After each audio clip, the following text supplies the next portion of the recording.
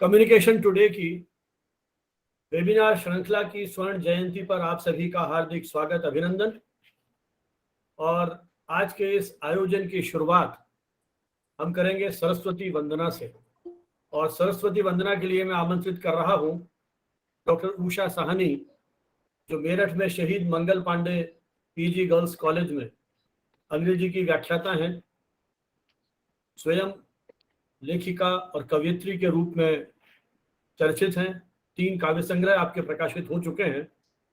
Doctor Usha Sahni से मैं अनुरोध करूंगा कि वे सरस्वती वंदना से आज के इस कार्यक्रम की शुरुआत करें। डॉक्टर उषा साहनी। धन्यवाद सर। माँ शारदे के श्री चरणों में 4 पंक्तियां प्रस्तुत कर रही हूँ।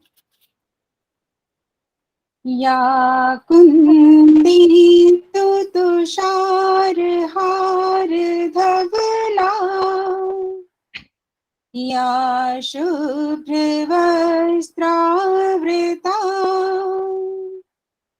या वीणा वरदंड मंडित करा, या श्वेत पद्मासना, या श्वेत padmasana.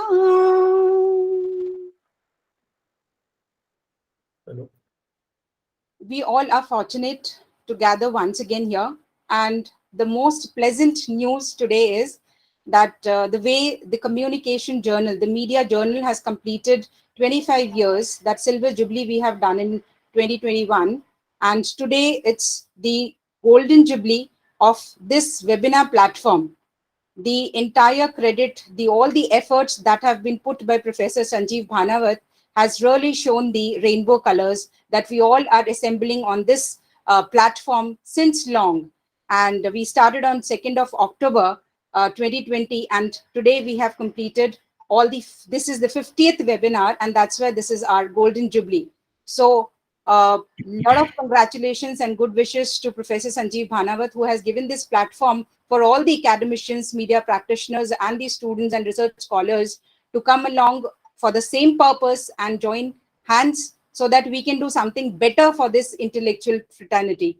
I would request Professor Sanjeev Bhanawat to take the dais for the proceedings now. Thank you so much, sir. धन्यवाद डॉक्टर साहनी। कम्युनिकेशन टुडे की ये यात्रा यूं तो लगभग 25 वर्ष पुरानी हो गई, लेकिन कोविड की चुनौतियों के बीच हमारा एक संकल्प कि इस विचार विमर्श की यात्रा को किसी तरह से जारी रखा जाए, और तकनीक ने जो हमको ये सुविधा दी है इसका उपयोग करते हुए 2 अक्टूबर गांधी जयंती के पुनीत अवसर पर ये यात्रा हमने प्रारंभ की। और आज इसकी 50वीं वेबिनार, मीडिया के विभिन्न विषयों पर एक लंबी यात्रा। आज की इस 50वीं वेबिनार का विशेष महत्व मैं इसलिए भी मानता हूं कि खबर लहरिया पर केंद्रित जो ये चर्चा है, इसकी इच्छा कई वर्षों से थी। देश के अनेक विश्वविद्यालयों में मंचों पर मुझे जाने का मौका मिला, और कुछ संयोग ऐसा रहा कि जब जब भी खबर लहरिया की कहीं चर्चा की तो मुझे अधिकांश मीडिया के विद्यार्थी या मीडिया से जुड़े हुए जो शोधार्थी थे, उनको बहुत कम जानकारी होती थी कि खबर लहरिया का क्या योगदान है। लेकिन आज से लगभग 10-12 वर्ष पहले एक आलेख मुझे मिला था खबर लहरिया के उस जो उनका कंट्रीब्यूशन है उसको लेके कम्युनिकेशन टुडे में हमने प्रकाशित किया। तब से कहीं से मन में एक इच्छा थी कि एक ऐसा अवसर आए जब हम खबर लहरिया की जो टीम है इनके किसी सदस्य से मिले। जब राजस्थान विश्वविद्यालय में यूनिसेफ के साथ हम काम कर रहे थे विकास पत्रकारिता को लेकर के, तब भी हमने कोशिश की थी, संवाद भी स्थापित हुआ था, लेकिन किसी कारण से वो क्रियान्वित नहीं हो पाया और हम उस लाभ से वंचित रहे। अनायास एक शाम माथुर जी से बात हो रही थी जब खबर लहरिया पर एक डॉक्यूमेंट्री बनती है जो ऑस्कर के लिए नॉमिनेट हुई। तो मैंने श्याम जी से कहा था कि इनका जो सीनियर मीडिया अपडेट जो ये पाक्षिक निकालते हैं जिसमें मीडिया संबंधी और इस प्रकार की जानकारी है, तो क्यों नहीं उस पर एक आलेख और टिप्पणी प्रकाशित की जाए। उन्होंने परिश्रम किया और वो सारी जानकारी एकत्रित करके एक विस्तृत नोट लिखा। मैंने श्याम जी से कहा कि आप बहुत ज़्यादा टेक्नो फ्रेंडली हैं और इस क्षेत्र में काम कर रहे हैं, तो कोशिश कीजिए कि हम खबर लहरिया तक पहुँचे। और श्याम जी ने गूगल करके कहीं से ये संपर्क सूत्र निकाला और सृष्टि मेहरा जी ने अभी ज्वाइन किया है। हम सृष्टि मेहरा जी तक पहुंचे और फिर एक संवाद का सिलसिला शुरू होता है और अंततः आज ये अपने आप में अद्भुत संयोग है। हम 15 मई का हमारा एक आयोजन 50वीं वेबिनार के रूप में फिक्स कर चुके थे और अनायास सृष्टि जी का मुझे मैसेज मिलता है कि आप 13 या 14 मई को आयोजन कर सकते हैं। तो मुझे लगा कि एक दिन का गैप दे दे दो आयोजनों के बीच में, तो 13 मई हमने फिक्स की और आज मीरा देवी और गीता देवी जी हमारे साथ हैं। वस्तुतः खबर लहरिया की बात जब भी आती है, जिस मंच पर भी मैं बात करता हूं, तो पता नहीं क्यों अपने आप एक रोमांच की अनुभूति होती है। किस तरह से सामान्य साक्षर महिलाओं ने, और ये भी संयोग है, यदि मुझे सही मेरे तथ्य सही हैं, तो मई 2002 का वो समय था जब खबर लहरिया एक 8 पृष्ठ के समाचार पत्र के रूप में शुरू होता है। तो 20 साल की इनकी ये यात्रा एक छोटे से अखबार के रूप में और आज इतनी बड़ी मल्टीमीडिया एजेंसी के रूप में 20 साल में, और महिलाओं की पूरी की टीम इसके साथ जुड़ी हुई है। जब हम कम्युनिटी जर्नलिज्म या सामुदायिक पत्रकारिता की बात करते हैं तो वस्तुतः उसके पीछे हमारा लक्ष्य यही है कि किस तरह मुख्य धारा की मीडिया की जहां पहुंच नहीं है, उन क्षेत्रों में अपनी उपस्थिति दर्शाते हुए हम किस तरह से वहां की आम लोगों की आशा आकांक्षाओं के प्रतीक बन सकते हैं। ये जो चुनौती है, इस चुनौती का सामना खबर लहरिया ने बहुत बखूबी से किया और जिस पत्रकारिता को सामाजिक बदलाव की आधार भूमिका तैयार करने के लिए हम अपेक्षा करते हैं, उसका मूर्त रूप खबर लहरिया है। कम्युनिटी जर्नलिज्म, सामुदायिक पत्रकारिता, कई तरह से इसको व्याख्यायित करने की कोशिश की गई। कभी सिटीजन जर्नलिज्म के रूप में कहा गया, कभी ग्रासरूट जर्नलिज्म के रूप में कहा गया, कभी ऑल्टरनेटिव मीडिया के रूप में कहा गया। कई तरह से इसकी व्याख्या होती रही, लेकिन 6-7 महिलाओं के माध्यम से शुरू किया गया बुंदेली बोली में यह अखबार जो शुरू हुआ, वो उस क्षेत्र की जनता की एक तरह से मुखर आवाज बन सका। और पत्रकारिता के माध्यम से हम किस प्रकार से लोगों की आशा आकांक्षाओं महत्वाकांक्षाओं की पूर्ति का प्रतीक बनके उनके जीवन में एक परिवर्तन पैदा कर सकते हैं, ये एक सामान्य जानकारी हमको मिली। लेकिन रोमांच ये था कि हम संवाददाताओं के साथ, इनके संपादकीय टीम के साथ वो संवाद स्थापित करें कि किस तरह से इनकी यात्रा शुरू हुई, किस तरह की चुनौतियां आई, क्योंकि पूरी टीम, सारा रिक्रूटमेंट महिलाओं के द्वारा महिलाओं का किया जाता है। किस प्रकार से इन्होंने वो इंटरव्यूज लिए, किस तरह से आर्थिक फ्रंट पे ये जूझते रहे। और जो मुझे रेफरेंसेस मिले हैं, मध्य भारत के बुंदेलखंड एरिया से ये शुरू होता है, बाद में फिर बांदा में, वाराणसी में, महोबा में, सीतामढ़ी, बिहार में कई जगह से इनके संस्करण प्रकाशित होते हैं। और न सिर्फ बुंदेली में बल्कि हिंदुस्तानी, अवधी, बज्जिका आदि बोलियों में भी ये प्रकाशन यात्रा शुरू होती है। लगभग 600 गांवों तक पहुंचने वाला ये अखबार अपने प्रारंभिक दौर में जो मात्र 70-80 हजार लोगों तक पहुंचा था, आज इस डिजिटल प्लेटफॉर्म के माध्यम से शायद 2016 जून में ये डिजिटल प्लेटफॉर्म में इनकी उपस्थिति होती है और आज इसकी आवाज एक वैश्विक जगत तक पहुंच गई है। ये जो इनकी यात्रा है, इसको जानने का जो एक आज स्वर्णिम अवसर मिला है, बुंदेलखंड का वो समय जब वहां किसी प्रकार मुख्य धारा का कोई अखबार अपनी उपस्थिति दर्ज नहीं करा पा रहा था, जिस समय महिलाएं पत्रकारिता जैसे चुनौतीपूर्ण व्यवसाय में आने से उन क्षेत्रों में कतराती थी, बिना रुके बिना थके 2 दशक से निरंतर उन वर्गों के लिए काम करना, मुझे लगता है ये एक बहुत बड़ी सक्सेस स्टोरी खबर लहरिया की है। और आज इसकी उपस्थिति न सिर्फ प्रिंट में बल्कि मोबाइल, ऑडियो, वीडियो के जो डिफरेंट फॉर्मेट हैं, फेसबुक, ट्विटर, यूट्यूब, न जाने कहाँ कहाँ नहीं है। विस्तार से जानकारी भाई श्याम माथुर देंगे, लेकिन आज हमें इस बात का एक सुकून है कि हम आज एक उस अखबार के बारे में चर्चा करने जा रहे हैं जिसने सीमित संसाधनों के बावजूद अपनी एक पकड़ समाज की नब्ज को पहचानते हुए स्थापित की। किस तरह से महिलाएं कंप्यूटर पे काम कर रही हैं, स्मार्टफोन पे काम कर रही है, घरेलू और ग्रामीण किस्म की जो महिलाएं हैं जिनका कोई बहुत उस तरह का एक्सपोजर नहीं है, लेकिन वैचारिक स्तर पर जिस तरह से वो जुझारू बनी हुई हैं, आज उन्हीं के मुख से हम उनकी उस पूरी कहानी को सुनेंगे। लेकिन इसके पूर्व कि मैं उन्हें बात करने के लिए आमंत्रित करूं, जैसा मैंने आपसे कहा कि हमारे साथ श्याम माथुर हैं और राकेश गोस्वामी, जो स्वयं एक वरिष्ठ पत्रकार रहे, अब मीडिया शिक्षक हैं। प्रोफेसर उमा त्रिपाठी हमारे साथ हैं, जो जर्नलिज्म डिपार्टमेंट की प्रोफेसर रही। जबलपुर में बहुत लंबी पारी आपकी रही है, आजकल बनारस में आप हैं।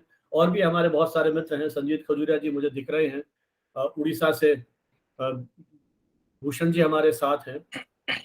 ये किसी ने स्क्रीन शेयर कर दिया है, मंजू माहेश्वरी, मेरा आपसे अनुरोध है कि इसको स्टॉप कर दें आप, क्योंकि रिकॉर्डिंग हो रही है इसकी, फिर रिकॉर्डिंग में थोड़ी सी दिक्कत रहती है।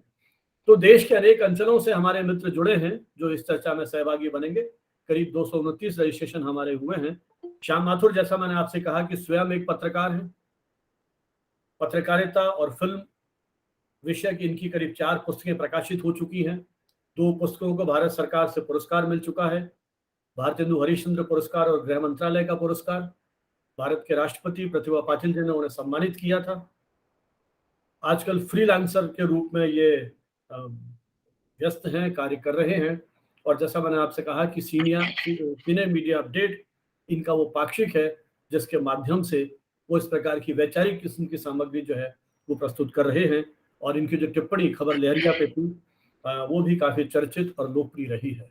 बिना अधिक विस्तार में जाए, मैं भाई श्याम माथुर से अनुरोध करूंगा कि खबर लहरिया की उस यात्रा को एक पत्रकार के रूप में, एक आलोचक के रूप में जिस तरह से आपने देखा, महसूस किया है, संक्षेप में हमें उसकी यात्रा की जानकारी दें। उसके बाद हमारे साथ जो मीरा जी और गीता जी हैं उनको हम सुनेंगे, और फिर भाई राकेश गोस्वामी अपनी टिप्पणी करेंगे। श्याम जी। धन्यवाद संजीव जी। नमस्कार साथियों। सबसे पहले तो मैं डॉक्टर संजीव भानावत और उनके मीडिया जर्नल कम्युनिकेशन टुडे को इस बात के लिए साधुवाद देना चाहूंगा कि उन्होंने ग्रामीण और वंचित तबके की जो महिलाएं हैं उनका न्यूज नेटवर्क खबर लहरिया उसको केंद्र में रखते हुए अपना स्वर्ण जयंती वेबिनार आयोजित किया है। आज हम देख रहे हैं कि संपूर्ण मीडिया जगत एक किस्म की वर्चुअल दुनिया में चहलकदमी कर रहा है, जहां सब कुछ काल्पनिक और आभासी है, जहां बनावटी चकाचौंध है, जिसमें आपकी और हमारी जिंदगी के स्याह पन्ने बिल्कुल अनछुए छोड़ दिए गए हैं। हमारी जिंदगी से जुड़े हुए जो जरूरी और महत्वपूर्ण मसले हैं, वहां मीडिया उनको लगातार अनदेखा कर रहा है। और ऐसे दौर में कम्युनिकेशन टुडे ने हाशिए पर जो ठिठकी हुई दलित, मुस्लिम और आदिवासी ग्रामीण महिलाएं हैं, उनके नेटवर्क को अपनी चर्चा का विषय बनाया है। तो निश्चित तौर पर इस साहस के लिए हम कम्युनिकेशन टुडे और इसके संपादक डॉक्टर संजीव भानावत को सराहना उनकी करेंगे और उनकी प्रशंसा हम करते हैं।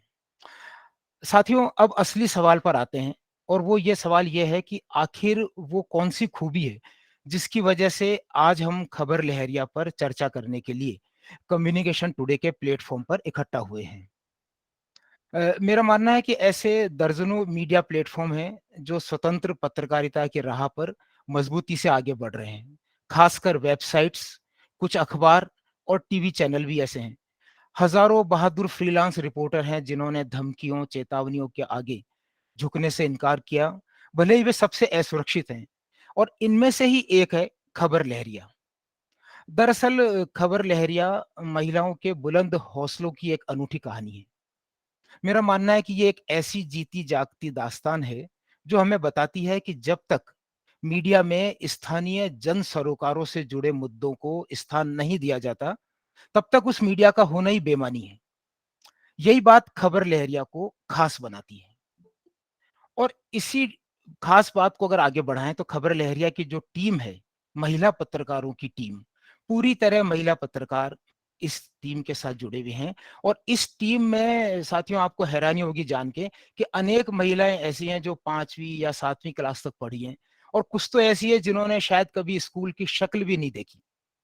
लेकिन बात जब जन सरोकार की हो, गांवों के विकास की हो, पर्यावरण से जुड़े मुद्दों की हो, महिलाओं के खिलाफ अपराधों की बात हो, तो ये तेज तर्रार और साहसी रिपोर्टर हर मौके पर मौजूद नजर आती है। जाहिर है कि खबर लहरिया की ये पहचान जमीनी मुद्दों की पत्रकारिता से है। जमीनी मुद्दे यानी ऐसी पत्रकारिता जिसकी तरफ से मुख्य धारा के तमाम मीडिया घरानों ने, चाहे वो हिंदी के हों, अंग्रेजी के हों, नई दिल्ली से निकलते हो या दूसरे बड़े शहरों से, लेकिन तमाम मीडिया घरानों ने सरोकार की इस पत्रकारिता से अपनी आंखें लगभग मूंद रखी है। हालांकि खबर लहरिया में जो खबरें छपती हैं, जो रिपोर्टें वहां स्थान मिलता है उनको, वो ज्यादातर रिपोर्टें स्थानीय मुद्दों पर आधारित होती हैं। जैसे आप अगर उसकी वेबसाइट पे जाएंगे तो आप देखेंगे छत्तीसगढ़ या उत्तर प्रदेश या मध्य प्रदेश के जो ग्रामीण आदिवासी इलाके हैं, वहां जो मुद्दे हैं उनको ज्यादा स्थान दिया गया है। लेकिन मेरा अपना मानना यह है कि ज्यादातर मामलों में ये मुद्दे ऐसे हैं जो हमारे देश, हमारी दुनिया और हमारे समाज की दिशा या तो तय करते हैं या जिनका असर आने वाले कई सालों तक हमारी जिंदगी पे पड़ सकता है। इस अर्थ में मैं कह सकता हूं कि खबर लहरिया की जो पत्रकारिता है, उनका जो अखबार का काम करने का अंदाज है, वो ऐसे मुद्दों पर है जिनको आमतौर पर राष्ट्रीय और क्षेत्रीय मीडिया में कोई स्थान नहीं दिया जाता। खास तौर पर गांवों और कस्बों की जिंदगी पर गहराई तक असर डालने वाले जो जरूरी मुद्दे हैं, उन पर खबर लहरिया की टीम काम करती है। साथ ही ये टीम यह पता लगाने की कोशिश भी करती है कि अगर आजादी के इतने साल बाद भी गांवों की तस्वीर बिल्कुल नहीं बदली है, तो इसके लिए आखिर कौन लोग जिम्मेदार हैं। तो ये जो अंदाज है काम करने का, स्थानीय मुद्दों को टटोलने का, तो मैंने पाया है उनकी रिपोर्टों में कि खबर लहरिया की टीम ने हमेशा किसी भी मामले में उसकी गहराई तक, उसकी तह तक जाने की कोशिश की है और यह जानने का प्रयास भी किया है कि गांवों के विकास के लिए सरकार से जो बजट मिल रहा है, जो पैसा आ रहा है केंद्र से या राज्य सरकारों से, आखिर इसका इस्तेमाल कहाँ हो रहा है और क्यों हिंदुस्तान के ज्यादातर गांवों के लोग आज भी उन्हीं मुश्किलों में, उन्हीं तकलीफों में जिंदगी बिताने को मजबूर है, जिनके बारे में हम सालों से पढ़ते, लिखते या देखते आए हैं। इन अर्थों में हम कह सकते हैं कि खबर लहरिया एक ऐसे शक्तिशाली प्रहरी की भूमिका में है जो सरकारी अमले की जवाबदेही तय करता है और उसको असहज करने वाले सवाल पूछने का दुस्साहस दिखा रहा है। दुस्साहस शब्द का इस्तेमाल मैंने जानबूझ के किया है क्योंकि हम देख रहे हैं कि तमाम मीडिया जगत में सवाल, सरकार को असहज करने वाले सवाल अब बिल्कुल नहीं पूछे जा रहे हैं। लगातार इसी तरह की रिपोर्टिंग हो रही है जो सरकार को पसंद हो, कहीं सरकार नाराज नहीं हो जाए, इस तरह की कोशिश तमाम मीडिया घराने कर रहे हैं। वहां पर खबर लहरिया ऐसी कोशिश कर रहा है, तो मैं समझता हूँ ये अपने आप में बहुत बड़ी बात है।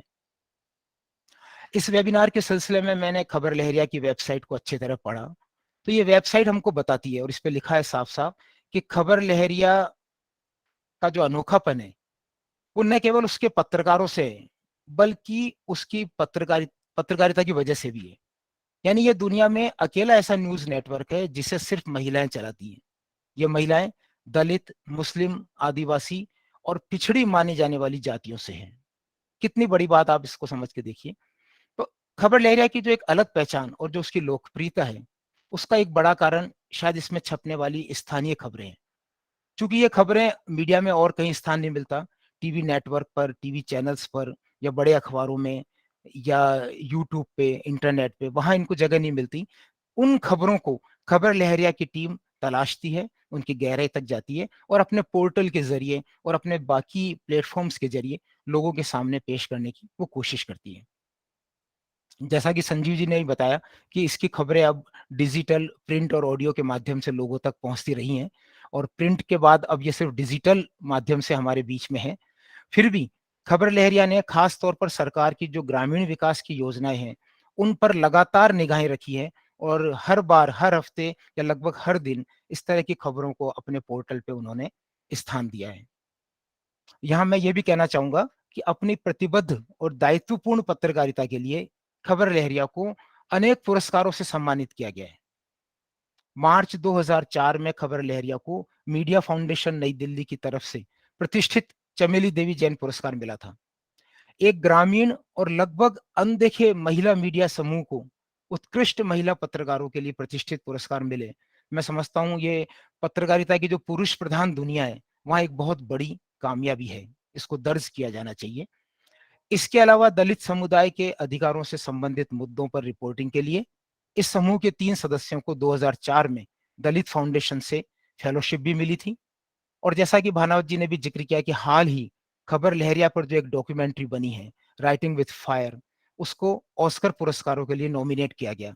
दुनिया भर में जितनी भी डॉक्यूमेंट्री पिछले साल बनी, उन तमाम फिल्मों की भीड़ में सिर्फ 5 फिल्मों में का जब चयन किया गया, तो ऑस्कर कमेटी ने राइटिंग विथ फायर को नॉमिनेट किया।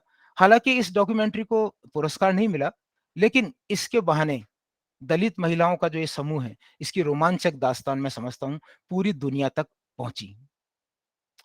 दोस्तों, इन अर्थों में हम ये कह सकते हैं कि खबर लहरिया की जो अब तक की यात्रा है, वो हमको ये सिखाती है कि अगर हम व्यवस्था को बदलने की चाहत रखते हैं और जिन मुद्दों और उसूलों में हम यकीन करते हैं, हम में उनके लिए लड़ने का जज्बा भी होना ही चाहिए। यानी ज़रूरत इस बात की है कि हमें अपनी ताकत में यकीन करना नहीं छोड़ना चाहिए। महिलाओं का एक समूह, ऐसी महिलाएं जो कम पढ़ी लिखी हैं, जो अंग्रेजी नहीं जानती, ज़्यादातर सरकारी योजनाओं की उनको पूरी जानकारी नहीं है और जिनकी पहुंच भी बहुत कम है, ऐसी वंचित पिछड़े वर्ग की महिलाओं का समूह खबर लहरिया के रूप में सामने आता है और बदलाव की एक अलग जगाता है, तो मैं समझता हूँ ये बहुत ही महत्वपूर्ण बात है। तो आज जो चौतरफा हम लोग पतन का माहौल देख रहे हैं, तो मेरा मानना है कि हम उम्मीद की एक छोटी-सी लौ को भी जलाए रखते हैं। तो यकीन मानिए कि इसी लौ के सहारे आपकी और हमारी ज़िंदगी हमेशा रोशन रहेगी और ये एक छोटी-सी लौ, उम्मीद की एक मामूली किरण खबर लहरिया ने थाम रखी है, तो मैं उनको अपनी तरफ से बहुत शुभकामनाएँ देता हूँ। धन्यवाद। धन्यवाद श्याम जी, आपके इस समीक्षात्मक टिप्पणी के लिए। किस प्रकार खबर लहरिया महिलाओं की उस बुलंद आवाज की प्रतीक बनी और सामाजिक प्रहरी के रूप में जो जवाबदेही तय करने का दायित्व निर्वहन किया खबर लहरिया ने, वो उनकी उस यात्रा की विशिष्ट पहचान है।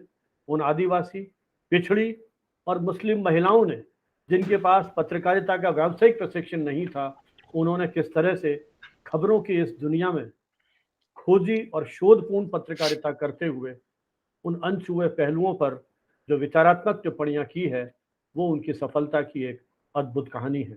अब मुझे लगता है कि हम सब रोमांचित हैं खबर लहरिया के उन प्रतिनिधियों को सुनने के लिए जो सीधे फील्ड में काम कर रहे हैं, इस यात्रा के पूरे साक्षी हैं। और सबसे पहले आमंत्रित करूंगा मैं मीरा देवी जी को, जो इस समय खबर लहरिया की प्रबंध संपादक है। लगभग 15 वर्षों का आपका अनुभव ग्रामीण क्षेत्रों में रिपोर्टिंग करने का। मीरा देवी जी विशेषकर खोजी पत्रकार के रूप में खोजपूर्ण, और या मैं साथ में जोड़ूं कि शोधपूर्ण रिपोर्टिंग के क्षेत्र में आपकी विशेष पहचान है। और निश्चय ही ये जो खोज और शोध है, ये ग्रामीण मुद्दों से जुड़े जो विषय हैं उन पर अधिक केंद्रित है। नीतिगत रिपोर्टिंग या पॉलिसी रिपोर्टिंग की जो हम बात करते हैं, उस क्षेत्र में भी आपको विशेष दक्षता प्राप्त है। आपके रिपोर्टिंग के बहुत सारे एरियाज हैं, चरमराती हुई स्वास्थ्य व्यवस्था से लेकर के उस प्रशासनिक शिथिलता पर भी आपने अपनी रिपोर्ट्स के माध्यम से तीखे कटाक्ष किए हैं। उत्तर प्रदेश के जो अंदरूनी ग्रामीण इलाके हैं, वहां की समस्याएं, वहां की चुनौतियों को भी आपने अपने रिपोर्ट्स के माध्यम से प्रस्तुत किया है। खबर लहरिया, जैसा भी अपनी बात है कि डिजिटल प्लेटफॉर्म पे भी आ चुका है, इनका एक पाक्षिक फोर्टनाइटली शो है, राजनीति रास और राय। उस शो को भी ये होस्ट करती है। जब सृष्टि जी ने मुझे इनका परिचय और भेजा था, तो एक वीडियो भी शेयर किया था, और उस वीडियो में मैंने देखा किस प्रकार से आप कैमरा उठा करके इतनी तपती धूप में फील्ड में जाकर के किस तरह से लोगों से बातचीत कर रही हैं, किस तरह से उन अंदरूनी क्षेत्रों में जाकर के वहां की जो समस्याएं हैं उन लोगों की, उनकी उस आवाज को किस प्रकार से उनके हाथ में जो माइक है उसके माध्यम से आप प्रस्तुत कर रही हैं। जैसा मैंने आपसे कहा कि इन बिल्कुल ग्रामीण क्षेत्रों के उस परिवेश में अपने आप को कहीं ढालते हुए, उन सारी जिम्मेदारियों को वहन करते हुए जब ये कैमरा लेकर के, क्योंकि हम लोग तो अभ्यस्त हैं उस मेन स्ट्रीम मीडिया में, जिस तरह से वो एंकरिंग हो रही है, जिस तरह से हमारी रिपोर्टर वहां जाकर के काम करते हैं या करती हैं, उस दौर में इन, क्योंकि जिस तरह से श्याम जी ने कहा कि इस पुरुष प्रधान पत्रकारिता के क्षेत्र में जो अपनी पहचान बनाई है, तो प्रतीक रूप में हम पहले आमंत्रित करेंगे मीरा देवी जी को कि वे अपने इस 15 साल की जो यात्रा खबर लहरिया के साथ है, उसके कुछ अनुभव हमारे साथ शेयर करें। मीरा देवी जी। बहुत बहुत धन्यवाद सर। मुझे तो मतलब मैं सुनते सुनते बहुत भावुक हो गई हूँ। मुझे नहीं पता कि मैं, बाप रे, इतना सारा काम, इतना बड़ा काम कर रही हूँ। और जब आप जैसे लोग हमें सराहते हैं, इस तरह से कहते हैं, तो हमारा जो उत्साह है वो कहीं बहुत बहुत ज़्यादा बढ़ जाता है। तो इसलिए मैं बहुत धन्यवाद करती हूँ। मुझे बहुत अच्छा लग रहा है यहाँ पर आकर के इस चर्चा को सुनने में और चर्चा में शामिल होने में। अक्सर मैं बहुत ऐसे वेबिनारों में शामिल होती हूँ और वहाँ पर जब इंग्लिश में खासकर बात होती है तो इस बात का मुझे बहुत परेशानी हो जाती है कि मैं उतने अच्छे ढंग से अपने को जोड़ नहीं पाती हूँ। और ये मेरे लिए बहुत बड़ी बात है कि हम यहाँ पर आकर के हिंदी पे बात कर रहे हैं और यही है असली हिंदुस्तान। तो जी, जहाँ तक रही बात की मैं क्या बोलूँ, इतने दो सर ने इतने अच्छे ढंग से खबर लहरिया के बारे में बताया, ऐसे लग रहा है कि मतलब कि कुछ चीज ऐसी छोड़ी नहीं है जो मुझे लगता है कि कुछ छूटा हो। फिर भी मैं कुछ बताने की कोशिश करूंगी। हो सकता है मैं अपने बारे में आपको बताऊं कि और अपनी टीम के बारे में और उद्देश्यों के बारे में। खैर आपने बहुत अच्छे से प्रकाश डाला है कि खबर लहरिया में कैसी महिलाएं हैं। आपने सही बोला कि बहुत सारी ऐसी हमारी साथी हैं जो कभी स्कूल नहीं गई हैं। उन्होंने सिर्फ 6 महीने की आवासीय पढ़ाई करके साक्षर हो करके आज वो खबर लहरिया में बहुत ही धाकड़ रिपोर्टिंग करती हैं, बहुत बड़ी रिपोर्टिंग करती हैं। और मतलब जो भरोसे वाली बात है, आज जब ऐसी बात की जाती है कि मीडिया कहीं और ही चली जा रही है, उसका उद्देश्य कहीं बदलता जा रहा है, जो होना चाहिए रियल में वो नहीं हो रहा है। तो खबर लहरिया में इस बात को चुनौती दी जाती है कि नहीं, अभी ऐसे मीडिया संस्थान हैं जहाँ पर कहीं और मीडिया नहीं जाए, जो मीडिया का काम है रियल में वही काम हो रहा है। और जब भी हम बात करते हैं, जब भी ऐसे बहुत चर्चा होती है कि पत्रकारिता के क्षेत्र में आने के लिए आपको बहुत पढ़ाई करनी पड़ती है, बहुत डिग्री करनी पड़ती है, मास कम्युनिकेशन पत्रकारिता की पढ़ाई करनी पड़ती है, तभी आप रिपोर्टिंग कर सकते हैं, तभी आपको अथॉरिटी हो सकती है कि आप रिपोर्टिंग करिए। लेकिन ये हमारे लिए मिथक बन चुका है क्योंकि हमने इसको हमें लगता है जो लोग पत्रकारिता कर रहे हैं और अगर हम उनके साथ में काम करें तो हमें लगता है कि वो हमारी टीम ज्यादा बेहतर हो सकती है उनके सामने। तो ये और जब हम खुद में पत्रकारिता जैसे पढ़ाई करने वाले स्टूडेंटों के बीच में, यूनिवर्सिटी के बीच में जा करके उनके साथ भाग लेते हैं या उनको वो हमको सुनते हैं, तब लगता है कि हाँ, ये जो बात है ना कि पत्रकारिता की पढ़ाई के बाद ही आप पत्रकारिता कर सकते हैं, ऐसा नहीं। ये हर रोज की जिंदगी में जो सीखने वाली जो प्रैक्टिकल चीज है वो करके आप कितना आगे बढ़ सकते हैं। खबर लहरिया में हाँ बिल्कुल सही है कि दलित, आदिवासी, अल्पसंख्यक और कुछ टीम हमारी ऐसी भी है जो बड़ी जानी मानी वाली जाति से भी हैं, लेकिन जो रिपोर्टिंग टीम है, फील्ड की टीम है, वो खासकर ये दलित, अल्पसंख्यक और मुस्लिम हाशिए पर रहने वाले लोगों के बीच से ही है। मुद्दे भी इसीलिए खबर लहरिया का उद्देश्य ही है कि महिलाओं को पत्रकारिता के क्षेत्र में उतारना, वो भी ऐसी जगहों से, ऐसे गांवों से जहां पर महिलाओं के लिए एक ढांचे के अंदर बना करके रखा गया है, उनको एक ढांचे में सेट कर दिया गया है कि आपको इसी के अंदर रह करके काम करना है। आप घर संभाल सकते हैं, आप बच्चे पैदा कर सकते हैं, आप नर्स बन सकते हैं, आप टीचर बन सकते हैं, लेकिन आप पत्रकारिता जैसे क्षेत्र में काम नहीं कर सकते हैं क्योंकि वहां पर आपको जाकर के समाज के बीच में बात करनी है, पुरुषों के बीच में बात करनी है, आप प्रशासन पर, आप सवाल पर या राजनीतिक लोगों पर आप कैसे सवाल उठा सकते हैं, महिला होकर के, वो भी ऐसी महिला होकर के जिसको कभी तवज्जो नहीं दिया गया, कभी उनकी बातों को गंभीरता से नहीं लिया गया है। महिला को ऐसे समझा गया कि महिला तो बहुत बुद्धू होती हैं, उनको कुछ आता जाता नहीं है, तो ये कैसे सवाल उठा सकते हैं, कैसे बात कर सकते हैं। इन सब चीजों को हम खबर लहरिया ने चुनौती दिया है। अब तो ठीक है कि एक पहचान हो गई है, जब से हम टेक्नोलॉजी हुए हैं, बहुत लोग हमको जान रहे हैं। अभी भी ऐसी बात नहीं, बहुत सारी चुनौतियां हैं, ट्रोलिंग बहुत होती है। लेकिन जब हम प्रिंट थे और जब हमने शुरुआत करी थी, तब हमको कोई पत्रकार मानने के लिए ही नहीं तैयार था।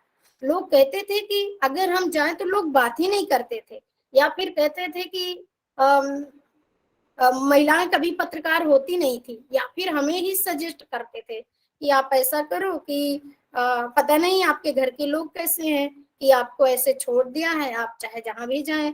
या फिर ये भी कहते थे कि आपकी शादी हुई है कि नहीं, बच्चे हैं कि नहीं है, आप सिंदूर बिंदी नहीं लगाए हुए हैं। ऐसे भी बहुत सारे सवाल, मतलब दबाने की कोशिश बहुत की जाती थी। और क्योंकि जब प्रिंट होता था तो प्रिंट कोई और, हमारा अखबार बुंदेली था और बोलचाल की भाषा थी, तो हम चाह रहे थे कि कोई और हमारे अखबार को जाकर के सेल करे, लेकिन कोई तैयारी नहीं होता था। लोग मानते ही नहीं थे कि भला बोलचाल की भाषा में या जो बुंदेली भाषा, उस भाषा में भी अखबार होगा, मतलब एक तरह का मजाक की तरह से लेते। तो हमने खुद में ठाना कि इस अखबार को हमें खुद में अपने पाठकों तक पहुंचाना। हालांकि इस दुनिया में बहुत अलग अलग तरह के लोग हैं जिन्होंने बहुत हमारा सपोर्ट किया। आज आप जैसे मंच यहाँ पर खबर लहरिया के बारे में, हमारे बारे में इतने अच्छे से बात कर रहे हैं, इसी तरह से हमारे बहुत सारे पाठक दर्शक रहे हैं जो हमारे इस काम को और उनकी मदद से हम आगे बढ़ पाए हैं और ले गए हैं। तो इस तरह का संघर्ष रहा है और लगातार ये टीम बढ़ रही है। मैं आपको एक चीज और बताना चाहूंगी कि अभी तक हमने महिलाओं को तो ऑफलाइन ही ट्रेनिंग देते थे, लेकिन हमने एक अपनी अकादमी भी बनाई है, चम्मल अकादमी है, और उसके अंदर ये है कि हम जो पत्रकारिता कोर्स है उनको ऑनलाइन दे रहे हैं, ताकि ये जो टीम है वो भले ही खबर लहरिया में काम न करे, लेकिन एक जागरूक महिला हो, अपने हक अधिकार के बारे में जाने। वो सिर्फ रिपोर्टिंग करके ही अखबार में छाप देना या चैनल में डाल देना ही एक तरह की जागरूकता नहीं है। अगर आप एक कोर्स करके भी बता रहे हैं तो वो भी एक तरह की जागरूकता है। तो इस तरह से हम महिलाओं को आगे बढ़ा रहे हैं।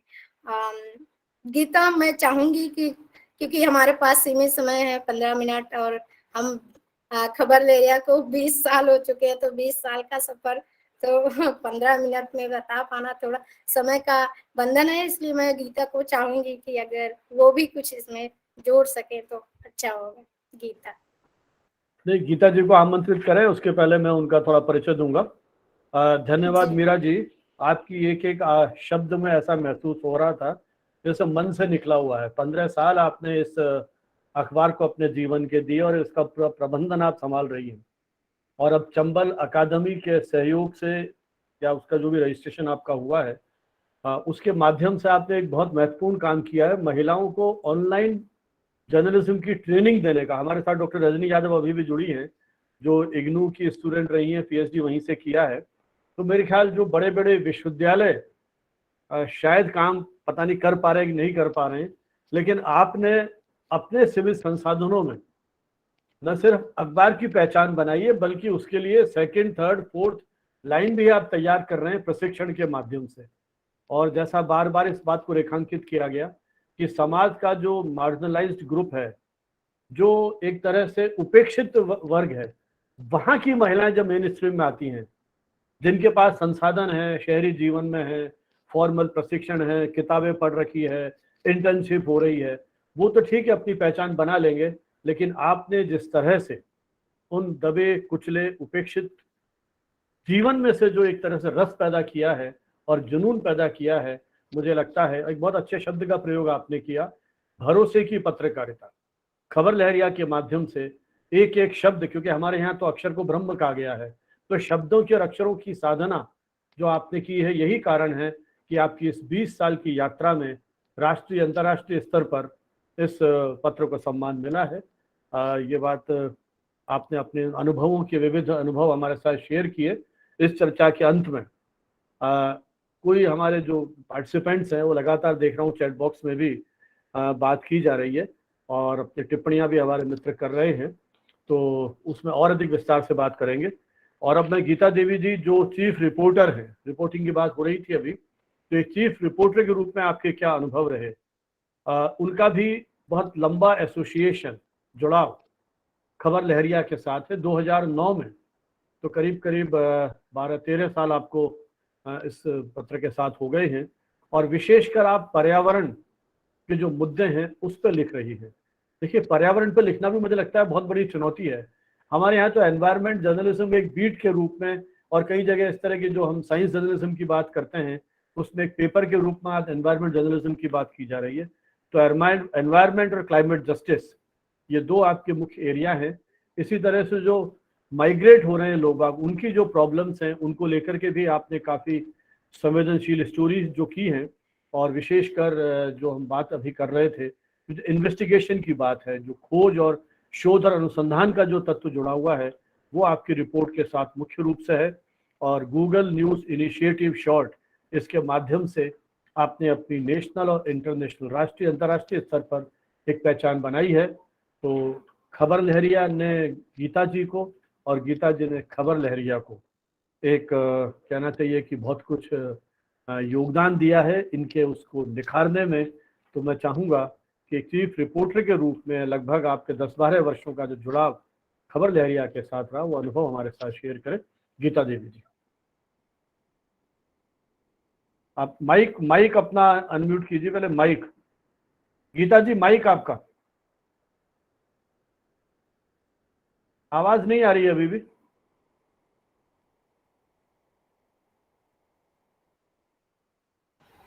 गीता, गीता म्यूट हो प्लीज, म्यूट हो, अनम्यूट हो जाओ। हाँ हाँ, अब ठीक है।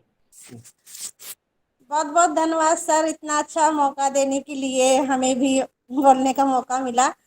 तो मैं पहले तो ऐसे उसमें नहीं जुड़ी हूँ, तो बहुत अच्छा लग रहा है मुझे भी सबको देख करके। हाँ, मेरा 12 साल का सफ़र है, और खबर लहरिया में जब मैं जुड़ी थी तो रिपोर्टर के पद पे जुड़ी थी, और उस समय प्रिंट था हमारा अखबार, तो कई तरह की चुनौतियां होती थी, गांव-गांव में खबरें लाना जाना। तो पहली चुनौती तो अपने घर से ही होती है, क्योंकि जो हमारा समाज है वो पुरुष प्रधान देश है, और उन्हीं की सत्ता होती है, तो वहीं से निकलना मुश्किल होता है कि आप लड़की हो, आप पत्रकारिता नहीं कर सकते, आप निकल के नहीं जा सकते, क्योंकि ये जो पत्रकारिता का क्षेत्र है इसमें समय का कोई बंधन नहीं होता है कि आप कितने समय जा रहे हो, कितने समय आ रहे हो। बाकी चीज़ों में, चाहे वो टीचिंग हो, चाहे नर्सिंग हो, उसमें समय का बंधन होता है, तो वहीं से ही लड़ाई लड़नी पड़ती है। तो ऐसे मैंने भी काफ़ी लड़ाई लड़ी अपने घर से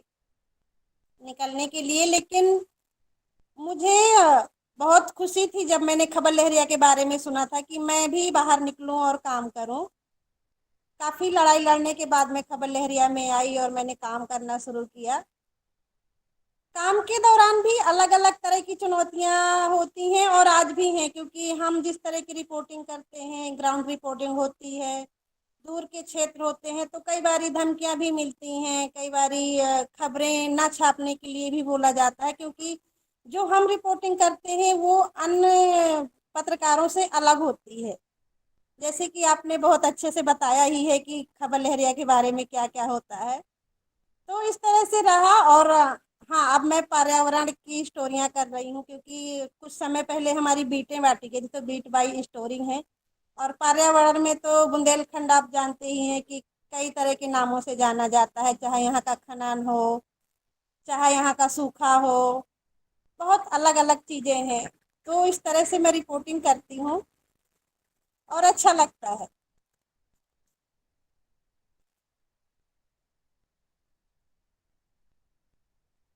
तो चलिए यही था मेरा सफर। मुझे लगता है कि आपने अपनी बात पूरी कर ली। लेकिन जो सवाल जवाब है उससे लगता है कि आपके अनुभव की जो और व्यापकता है, और जो बहुत महत्वपूर्ण तथ्य आपने सामने रखा कि संघर्ष घर से ही किया आपने। बांदा जैसे छोटे से क्षेत्र में रहते हुए उन सारे संघर्षों पर विजय प्राप्त करते हुए एक अंतर्राष्ट्रीय स्तर पर अपनी पहचान बनाना, ये शायद आपके उन समर्पित प्रयासों का ही परिणाम है।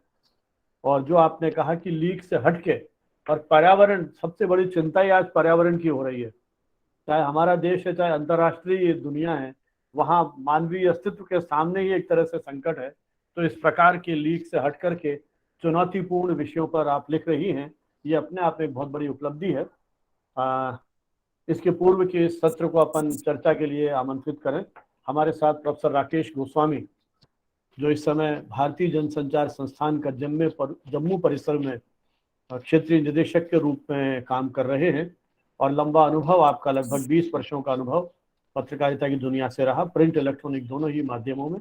आपने टाइम्स नाउ के साथ, IBN चैनल के साथ, हिंदुस्तान टाइम्स आदि अनेक पत्रिकाओं के साथ आप जुड़े रहे, और PhD आपने किया राजस्थानी सिनेमा के ऊपर। तो प्रिंट, इलेक्ट्रॉनिक मीडिया, फिल्म, सभी फॉर्मेट के साथ, माध्यमों के साथ आपका सक्रिय जुड़ाव रहा है, और अब आप मीडिया टीचिंग के साथ जुड़े हुए हैं। मैं प्रोफेसर राकेश गोस्वामी से अनुरोध करूंगा कि वे इस विषय पर कुछ अपने अनुभव और अपने विचार हमारे साथ शेयर करें।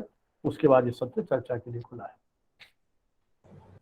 बहुत बहुत धन्यवाद प्रोफेसर संजीव भानावत जी, श्याम माथुर जी, मीरा देवी जी, गीता जी, और यहाँ मौजूद सभी श्रोतागण। आज ऐसा लग रहा था कि बस हम लोग मीरा जी को सुनते जाएं, क्योंकि जितनी सहजता से उन्होंने अपनी चुनौतियों के बारे में, अपनी समस्याओं के बारे में बताया, वो इतना आसान नहीं रहा होगा। मतलब जिस तरह उन्होंने बताया, गीता जी ने बताया कि पहली लड़ाई अपने परिवार से लड़नी पड़ती है। आप कल्पना कीजिए बुंदेलखंड का वो इलाका, जालौन, हमीरपुर, बांदा, चित्रकूट, जिसे उत्तर प्रदेश में भी सर्वश्रेष्ठ पिछड़ा इलाका माना जाता है, उन इलाकों की दलित महिलाओं को रिपोर्टिंग करने जाएं, थाने में जाएं, SHO से किसी स्टोरी पे वर्जन लें, किस तरह का रिएक्शन मिलता रहा होगा वहां। वो अपने गांव के सरपंच के पास किसी भ्रष्टाचार की खबर पर वर्जन लेने जाती होंगी तो किस तरह का रेजिस्टेंस उनको मिलता होगा। क्योंकि पहली बात तो पुरुष प्रधान समाज, दूसरा उच्च जाति प्रधान समाज। ये किसी उच्च जाति के पुरुष को कब कतई गवारा नहीं होगा कि कोई दलित महिला आकर उनसे प्रश्न पूछे। वो पत्रकार है नहीं है, इस बात से कोई फर्क नहीं पड़ता है। तो जितनी सहजता से मीरा जी ने बताया है, मैं समझ सकता हूं कि लंबी यात्रा, 20 वर्षों की यात्रा, और आज खबर लहरिया जिस स्वरूप में हमें दिखता है, जिसके मैं अभी इनकी वेबसाइट देख रहा था कि 10 मिलियन व्यूज पर मंथ। आप कल्पना कीजिए कि जब बांदा जिले के एक इतने पिछड़े इलाके की 7 महिलाओं ने ये संकल्प लिया होगा, दिल्ली के एक NGO की मदद से। दिल्ली का एक NGO था, उनकी साथी अभी भी इनके साथ शालिनी जी जुड़ी हुई हैं। उन्होंने मूलतः गांव की महिलाओं को शिक्षित, साक्षर करने की मुहिम शुरू करी थी, और वहां से ये लॉ फूटी कि यदि महिलाओं को साक्षरता के प्रति जागृत करना है, यदि उन्हें अपने अधिकारों के प्रति सजग करना है, तो क्यों ना वो एक अपनी भाषा में अपने मुद्दों का समाचार पत्र शुरू करें। और 7 महिलाओं की टीम इस अभियान को शुरू करती है, इस उपक्रम को शुरू करती है। जैसा मीरा जी ने बताया कि वही लोग रिपोर्टर हैं, वही लोग डेस्क पे एडिटिंग कर रहे हैं, वही लोग अखबार को छाप रहे हैं, और मजे की बात है कि वही लोग गांव-गांव, घर-घर जाके उस अखबार को बेच भी रहे हैं। तो कंटेंट क्रिएशन से लेके कंटेंट डिस्ट्रीब्यूशन, हम लोग बड़ी बड़ी कंपनियों में, मैं हिंदुस्तान टाइम्स से रहा, वहां अलग अलग विभाग होते हैं, बहुत मोटी मोटी तनख्वाहों पे लोग, जिनका सिर्फ काम सर्कुलेशन होता है, किसी का काम सिर्फ मार्केटिंग होता है, किसी का काम सिर्फ रिपोर्टिंग करना होता है, किसी का काम सिर्फ डेस्क पे जो रिपोर्टर्स ने सामग्री भेजी है उसको प्रोसेस करना होता है। लेकिन ये महिलाएं जिनको हम कहते हैं कि हाशिए पर मौजूद महिलाएं, गांव की महिलाएं, कम शिक्षित या कई बार तो अशिक्षित महिलाएं, जिनके पास कोई प्रोफेशनल ट्रेनिंग नहीं हो, उन महिलाओं द्वारा शुरू किया गया उपक्रम आज इस स्तर पे पहुंच जाए कि ऑस्कर में उसकी चर्चा हो, अलग अलग प्लेटफॉर्म्स पे। आज सुबह जब भानावत सर से मेरी बात हो रही थी तो उन्होंने बताया कि कई पुस्तकों में जर्नलिज्म कम्युनिकेशन के कई प्रोफेसर्स ने इस पे बाकायदा केस स्टडीज लिखी हैं। और मुझे इस बात में कोई मतलब आश्चर्य नहीं होगा ये पता लगे कि कल को कोई खबर लहरिया पे एक पीएचडी थीसिस करे, ये तमाम डिसर्टेशंस लिखे जाएं इसके ऊपर, क्योंकि ये एक ऐसा प्रयोग है जिसको जर्नलिज्म के हर कोर्स में पढ़ाया जाना चाहिए। मैं खुद एक जनसंचार के संस्थान में मौजूद हूं और मैं समझ सकता हूं कि इस अभिनव प्रयोग, जो जैसा आपने विषय रखा था कि सामुदायिक पत्रकारिता का एक अभिनव प्रयोग, तो सामुदायिक पत्रकारिता जो शब्द है, जो कॉन्सेप्ट है, इसकी शुरुआत हालांकि 50 के दशक में होती है, जब नॉर्थ कैरोलिना की यूनिवर्सिटी में एक प्रोफेसर थे जो पहले न्यूज़पेपर के पब्लिशर हुआ करते थे। बाद में मेरी तरह, जैसे मैं पत्रकारिता से शिक्षण में आ गया, वो भी शिक्षण में चले गए और उनको जो कोर्स पढ़ाने को दिया गया उसका नाम था कंट्री वीकली न्यूज़पेपर प्रोडक्शन। हम सब जानते हैं कि विदेशों में जो ग्रामीण इलाका होता है उसको कंट्री साइड कहते हैं। तो कोर्स ये था कि जो कंट्री साइड से वीकली न्यूज़पेपर्स निकलते हैं उनका प्रोडक्शन कैसे किया जाए, किन विषयों पे उनमें रिपोर्टिंग की जाए, कैसे उनकी लोकप्रियता बढ़ाई जाए। तो उन्हें बड़ी इस चीज को, उस कोर्स के नाम से बड़ी तकलीफ होती थी। वो अपने छात्रों से प्रायः कहा करते थे कि भाई, यदि जितने भी ऐसे अखबार हैं जो जो स्थानीय मुद्दों पे लिखेंगे, स्थानीय भाषा में लिखेंगे, वो तो कंट्री साइड से ही निकलेंगे, वो मेट्रोपॉलिटन से नहीं निकलेंगे, वो शहरों, बड़े शहरों से नहीं निकलेंगे। और ये भी जरूरी नहीं है कि ऐसे सारे अखबार वीकली ही हों, यानी साप्ताहिक ही हों। तो उनको इस कोर्स के नाम से बड़ी तकलीफ थी और उनको हमेशा लगता था कि इस कोर्स का नाम सामुदायिक पत्रकारिता होनी चाहिए, कम्युनिटी जर्नलिज्म होना चाहिए।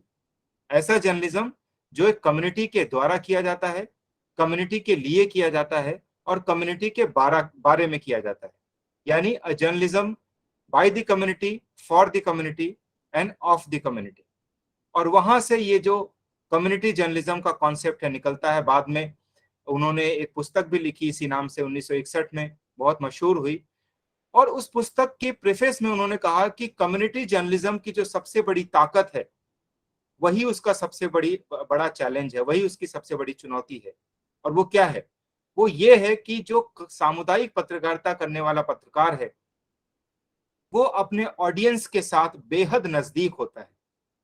अब देखिए, बांदा की खबर, किसी गांव से खबर निकली है, जो रिपोर्टर है वो भी आसपास के किसी गांव में रहती है, जो वहां के जिन अधिकारियों से वो वर्जन लेने जाएगी वो भी उसी इर्द गिर्द रहते हैं, भाषा भी उसकी वही है, यानी वो अपने रीडर्स के बहुत नजदीक है। और यही उसकी सबसे बड़ी समस्या है। जब मैं लखनऊ में बैठकर एक बांदा के, चित्रकूट के, हमीरपुर के, ललितपुर के, जालौन के किसी महाभ्रष्ट पुलिस अधिकारी के बारे में या महाभ्रष्ट वीडियो के बारे में समाचार लिखूंगा और लिख के मैं वापस चला आऊंगा, तो मेरे जान पर या मुझे धमकियां शायद कम मिलेंगी। लेकिन आप कल्पना कीजिए कि उसी जिस इलाके का वो वीडियो है, उसी इलाके की किसी पंचायत की महिला रिपोर्टर, पहली बात तो दलित है, दूसरी बात वो महिला है, तीसरी बात वो रिपोर्टर है। इसकी हिम्मत कैसे हुई? आप मतलब मुझे बड़ा ये रोमांच हो रहा था जब मीरा जी बोल रही थी और इतने मुस्कान के साथ बोल रही थी। ऐसा लग रहा था कि कितनी सहजता से इन्होंने इस पूरी कठिन यात्रा को डिस्क्राइब कर दिया। लेकिन हमें यहाँ सुनकर ही लगता है कि वो यात्रा कितनी कठिन रही होगी। पग पग पर समस्याएं, चुनौतियां, हर जगह उनको, जिसको कहते हैं ना कि बोल्डर्स रखे रहे होंगे, रोड ब्लॉक्स रहे होंगे, हर पग पे रोड ब्लॉक। और मैं इनकी वेबसाइट पे एक यात्रा पढ़ रहा था जिसमें इन्होंने कहा कि शुरुआत की मीटिंग्स में हमें पता नहीं होता था कि अगले 15 दिन बाद हमारा अखबार निकल भी पाएगा कि नहीं। और अगर अगले 15 दिन बाद निकल गया तो क्या अगले महीने भी निकल पाएगा कि नहीं। तो आप सोचिए कि इतनी चुनौतीपूर्ण यात्रा, लेकिन इतनी सशक्त यात्रा कि आपने उन महिलाओं को आज वो शक्ति दी है जो कभी अपने घर से बाहर निकलने में डरती थी, अपने घर के बुजुर्गों से बात करने में उन्हें खौफ लगता था। आज वो बेहिचक और बड़े ही ताकत के साथ अपने अधिकारियों से, अपने इलाके के तमाम लोगों से प्रश्न पूछती हैं और उनकी अकाउंटेबिलिटी तय करती हैं। यदि कोई ग्रामीण विकास की योजना है, उसका धन आया था, वो धन कहाँ गया, क्यों उसकी सड़क मेरे गांव में नहीं बनी, क्यों वो सड़क सिर्फ कागजों में बन के रह गई। आप सोचिए कि ये जो खबर लहरिया नामक एक क्रांति है, मैं इसको क्रांति कहूंगा, इसने आने वाले कितने वर्षों के लिए उन इलाकों की महिलाओं को किस तरह से सशक्त किया है। और जब महिला घर की सशक्त होती है तो हम सब जानते हैं कि पूरा का पूरा परिवार सशक्त हो जाता है।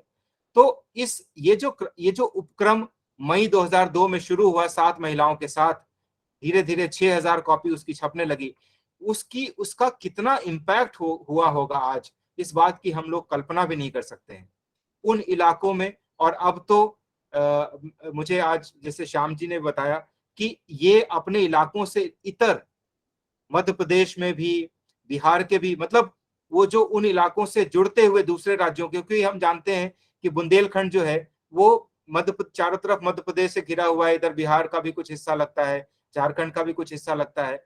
तो धीरे धीरे अपने फुटप्रिंट्स को दूसरे इलाकों में भी बढ़ा रही हैं। उन्होंने बुंदेली भाषा से अखबार को शुरू किया, बाद में भोजपुरी में भी निकाला, बाद में वहां उस इलाके की दूसरी स्थानीय भाषाओं में भी अखबार निकाला। और आज स्थिति ये है, हालांकि अब इनका प्रिंट वर्जन जो है वो बंद हो गया है और ये टोटली डिजिटल रूप में, डिजिटल अवतार में 2015 से आ चुका है, लेकिन आप इनकी प्रसिद्धि, इनकी ख्याति की कल्पना इसी चीज से कर सकते हैं कि जो इनके डिफरेंट प्लेटफॉर्म्स हैं, चाहे वो यूट्यूब हो, चाहे इनके फेसबुक लाइव्स हो। अभी कुछ देर पहले संजीत जी और हम बैठ के दोपहर में कविता जी का एक वीडियो ब्लॉग देख रहे थे, ब्लॉग, जब उन्होंने स्पेन की यात्रा करी थी और वो अपने इतनी खूबसूरती से अपने उस पूरे यात्रा वृत्तांत को सुना रही थी, चित्रों के साथ हमें स्पेन की यात्रा करा रही थी, स्पेन के उस शहर में जहां पर उन्हें बोलने के लिए बुलाया गया होगा। तो आप देखिए कि ना सिर्फ इस टीम ने, जो 60-70 लोग हैं अभी इसमें, ना सिर्फ इस टीम ने, बल्कि इस टीम ने पूरे समाज में कितना बड़ा बदलाव किया है, किस लेवल का सशक्तिकरण महिलाओं का हुआ है। ये मुझे लगता है कि अपने आप में एक बहुत बड़ी केस स्टडी हो सकती है। तमाम रिसर्चर्स ने इस पे काम किया भी है, आगे भी आने वाले लोग इस पे काम करेंगे।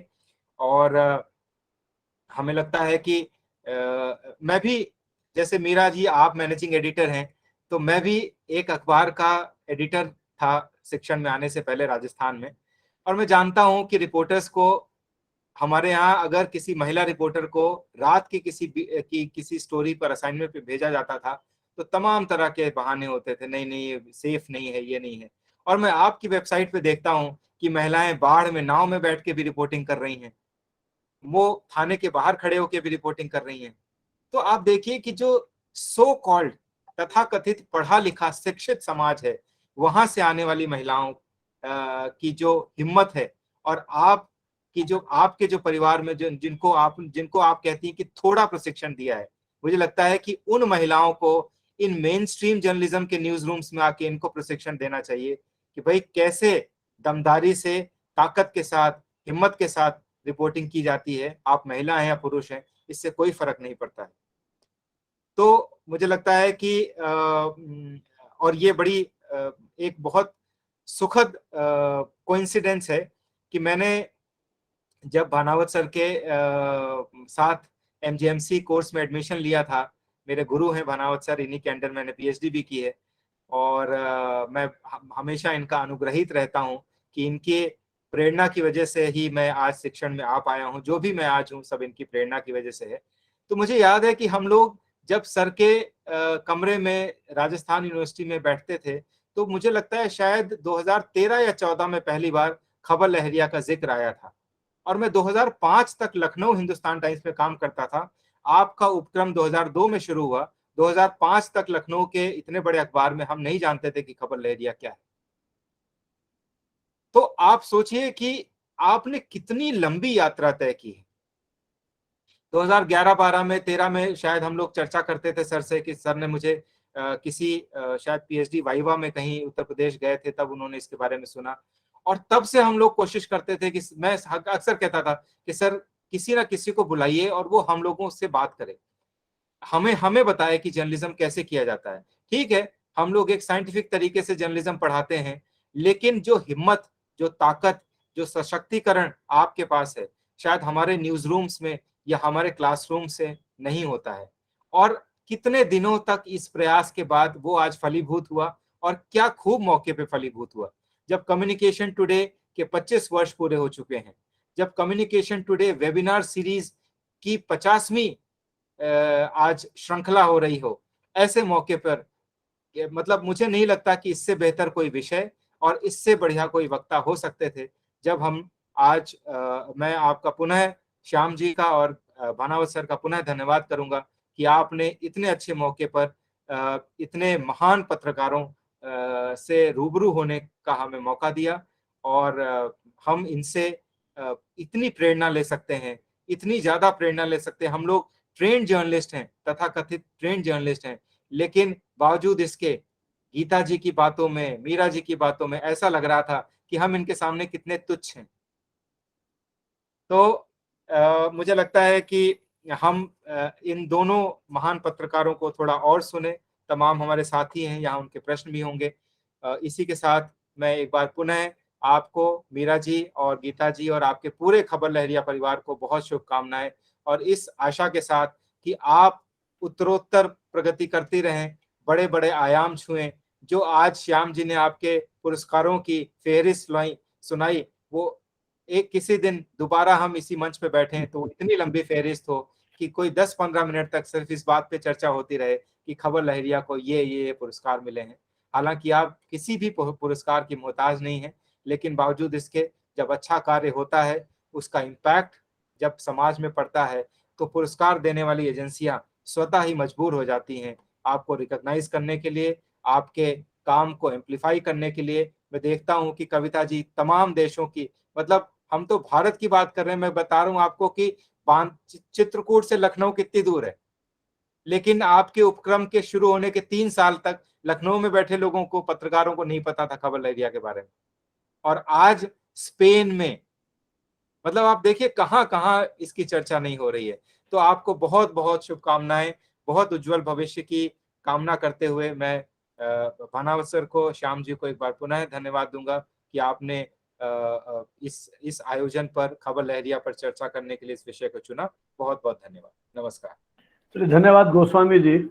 आपने बहुत ही भावुकतापूर्ण शब्दों में खबर लहरिया की उस यात्रा और गीता जी, मीरा जी और कविता जी, इन सब की जो उनका एक तरह से योगदान था, उसको आपने व्याख्यायित किया।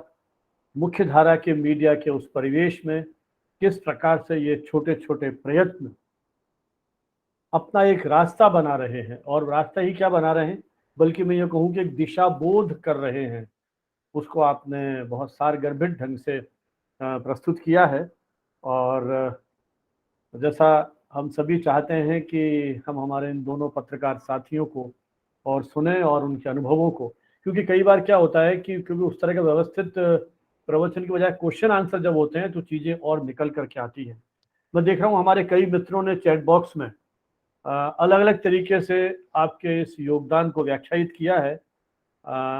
जामिया मिलिया के जो शोधार्थी हैं राम सिंह, उन्होंने ये जानकारी दी है कि test Tata institute of social sciences और हैदराबाद यूनिवर्सिटी में 2 PhD खबर लहरिया पर हुई हैं।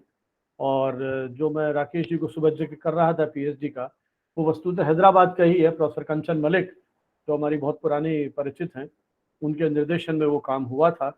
अब तो मुझे लग रहा है कि बहुत जगह काम हो रहा है, लेकिन राकेश जी ने ये सही कहा, क्योंकि न सिर्फ लखनऊ में बल्कि मैं तो देश में अनेक मंचों पर गया हूँ, और जब भी कभी पत्रकारिता के सामाजिक सरोकारों की बात होती है तो खबर लहरिया का मैं उल्लेख करता हूँ, न जाने कितनी सेमिनार्स में।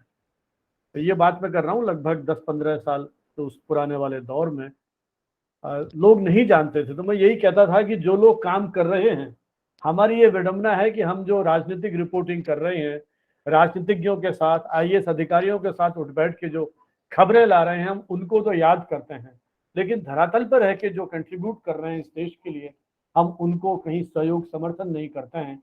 तो वो पीड़ा कहीं ना कहीं मंचों से व्यक्त करते रहे। लेकिन आज मुझे लगता है कि हमारे लिए बहुत बड़ा अवसर है जब आप दोनों की सहभागिता से खबर लहरिया की उस यात्रा को हम समझने की कोशिश कर रहे हैं। तो बहुत सारे हमारे मित्रों को देख रहा हूँ, रानू तोमर, उन्होंने भी लिखा है कि पत्रकारिता द्वारा क्षेत्रीय मुद्दों को महत्वपूर्ण माना गया है जो उपेक्षित रहे। खबर लहरिया की पूरी टीम एक स्वावलंबी व्यवस्था की प्रतीक है जो मुख्य धारा की पत्रकारिता को गंभीर चुनौती देती है। तो इस प्रकार के बहुत ही भावुकतापूर्ण तरीके से हमारे देश के अलग अलग अंचलों से जो प्रतिभागी हैं उन्होंने इस बात को उठाया है। रविशंकर जी शर्मा जो हमारे PRSI जयपुर चैप्टर के अध्यक्ष हैं, उन्होंने भी आंचलिक पत्रकारिता के क्षेत्र में खबर लहरिया के योगदान को रेखांकित किया है।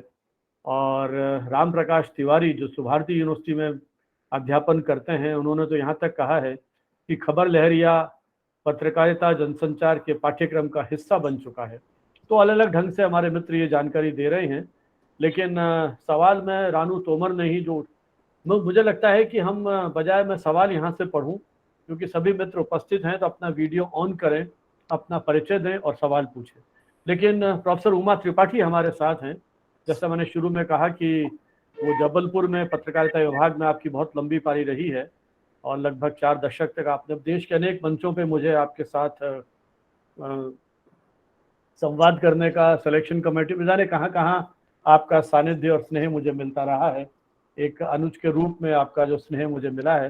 तो मैं चाहता हूं कि अपने ऑब्जर्वेशन या कोई आप टिप्पणी करना चाहें इस अवसर पे, तो प्रोफेसर उमा त्रिपाठी आमंत्रित है। उसके बाद हमारे और मित्र जो भी अपनी बात करना चाहें। उमा जी।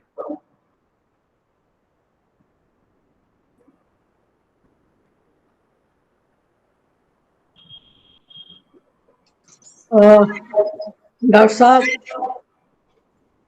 डॉक्टर संजीव भानावत जी, डॉक्टर राकेश, संजीत जी और प्रिय माथुर साहब, सभी स्टूडेंट्स, बहुत हम सब के लिए ये केवल बैठने का अवसर नहीं था कि हम सुन रहे हैं। आप जब भी गीता जी और मीरा जी जब बोल रही थी तो मैं सुन नहीं रही थी, मैं जैसे एक पिक्चर देख रही थी।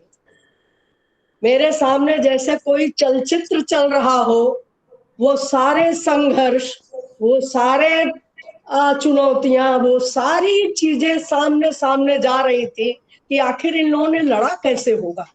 ये कह रही हैं कि हम कर रहे हैं, मुझे तो जैसे विश्वास ही नहीं हो पा रहा कि आखिर कैसे होता होगा। हम चूंकि मध्य प्रदेश में, जैसा आपको बताया है संजीव साहब ने, वैसे तो हम हैं काशी से, बनारस हिंदू विश्वविद्यालय से पढ़ाई लिखाई हुई है, लेकिन हमारा जो कार्य क्षेत्र रहा वो करीब करीब 40 वर्ष से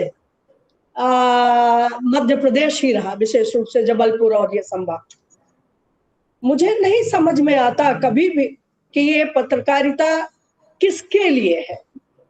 और अब जो समझ में आया है आज के व्याख्यान में कि ये पत्रकारिता खबर लहरिया के माध्यम से जनता के लिए, ये अभिजात्य वर्ग कहने की बात है कि हम लोगों की बात करते हैं, आम जन की बात करते हैं, लेकिन आप मान के चलिए ये सबसे बड़ी हिपोक्रेसी है।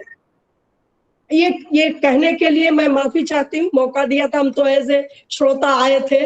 आपको अपने संजीव मेरे बड़े प्रिय अनुज हैं, मैं उनको अक्सर कहती हूँ कि कहना नहीं चाहिए, कहने से बात कम हो जाती है, लेकिन अभी उनकी सक्रियता, उनका प्लेटफॉर्म, उनका विस्तार और उनका लगातार निरंतर नए नए विषयों का अन्वेषण करना, और इस वेबिनार को देखिए कैसे अवसर हो गया, ये संकट भी कैसे अवसर बन गया कि 50 वेबिनार हो सकते हैं। बाप रे, सोचिए, एक कम्युनिकेशन टुडे 50 वेबिनार कर रहा है और संजीत जी जैसे लोगों को, राजेश जैसे लोगों को, मनोज माथुर जी जैसे लोगों को जोड़ रहा है और इतना बड़ा बात का विस्तार कर रहा है।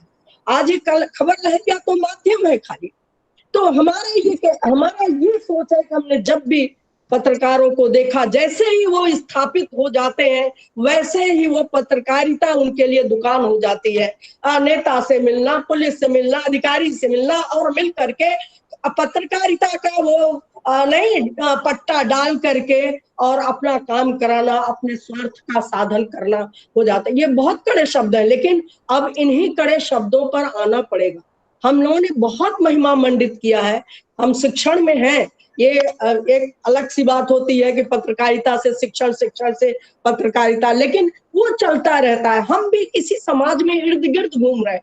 तो उन 50 सालों में हम लोगों ने जो स्थितियां देखी हैं, मध्य प्रदेश की क्या कहिए, उत्तर प्रदेश की कहिए, बिहार की कहिए, राजस्थान की कहिए, मतलब हर प्रदेश की हम कह सकते हैं, उसमें महिलाओं का वो ऐसे गणित लगाइए आप, तो अभी हम कर रहे थे महिला प्लस दलित प्लस रिपोर्टर, अब उसका इक्वल टू क्या बनेगा भगवान ही जाने, वही बना सकते हैं। तो इन सब बातों के लिए, और एक जरूर है कि कभी इनके मीरा जी से हम एक आध स्टोरी सुनना चाहेंगे, कि एक आध लाइव स्टोरी, अपनी घटना जरूर बताइए, क्योंकि उससे बहुत सारे हमारे जो बच्चे पढ़ रहे हैं, जो हमारे रिसर्चर हैं, वो कुछ समझ पाएंगे कि ये कोई खाला का घर नहीं है।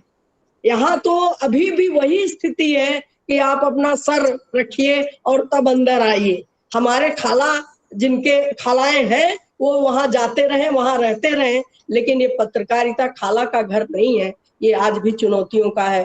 तो आज तो मैं अभिभूत हूँ इस फिल्म को देख करके, आपकी बात को ही फिल्म कह रही हूँ, फिल्म को देख करके। मैंने लहर केसरिया इस पर खबरिया पर बहुत सारा पढ़ा है, और वहां रहते हुए, मध्य प्रदेश में रहते हुए खूब चर्चाएं हुई, लेकिन आपको बताएं मध्य प्रदेश में ही कभी इनको एक हम फोरम में, ये मेरा अपना भी कह सकते हैं दुर्भाग्य है, ये नहीं मेरी कमी है, मेरा दुर्भाग्य है कि मैं मीरा जी को, गीता जी जैसे लोगों को नहीं ले आ पाई उस जगह जहां आना चाहिए था। लेकिन चलिए, आप लोग हैं, एक काम करेंगे, बात को बढ़ाते रहेंगे। संजीव जी, बहुत बहुत आभार आप सब लोगों का बुलाने के लिए और ये लिंक देने के लिए। मैं केवल श्रोता के रूप में हूँ, आज मैंने अपना दरवाजा बंद कर दिया, नो चाय नो पानी, कम ऑन द खबर लहरिया। थैंक यू वेरी मच धन्यवाद संजीव जी। आपको धन्यवाद 50वें वेबिनार की स्वर्ण जयंती के साथ साथ बहुत सारी आशीर्वाद और बधाइयां। Thank you very much. धन्यवाद प्रोफेसर उमा त्रिपाठी जी, आपके इस उत्साहवर्धन के लिए, आशीर्वाद और स्नेह के लिए। और अब हमारे कोई भी प्रतिभागी सीधे सवाल पूछना चाहे वो आमंत्रित हैं। और जैसा उमा जी ने कहा, मीरा जी को स्टोरी सुना सकें तो उस पर भी बात कर सकते हैं। संजीत खजूरिया कुछ पूछना चाहते हैं शायद। हाँ संजीत जी। नमस्कार बानावत सर। सबसे पहले तो मैं मीरा जी और गीता जी और इनकी पूरी टीम को सलाम करता हूँ कि इनकी पूरी ये जो सक्सेस स्टोरी है, ये सुन के मैं कितना रोमांचित हुआ हूँ।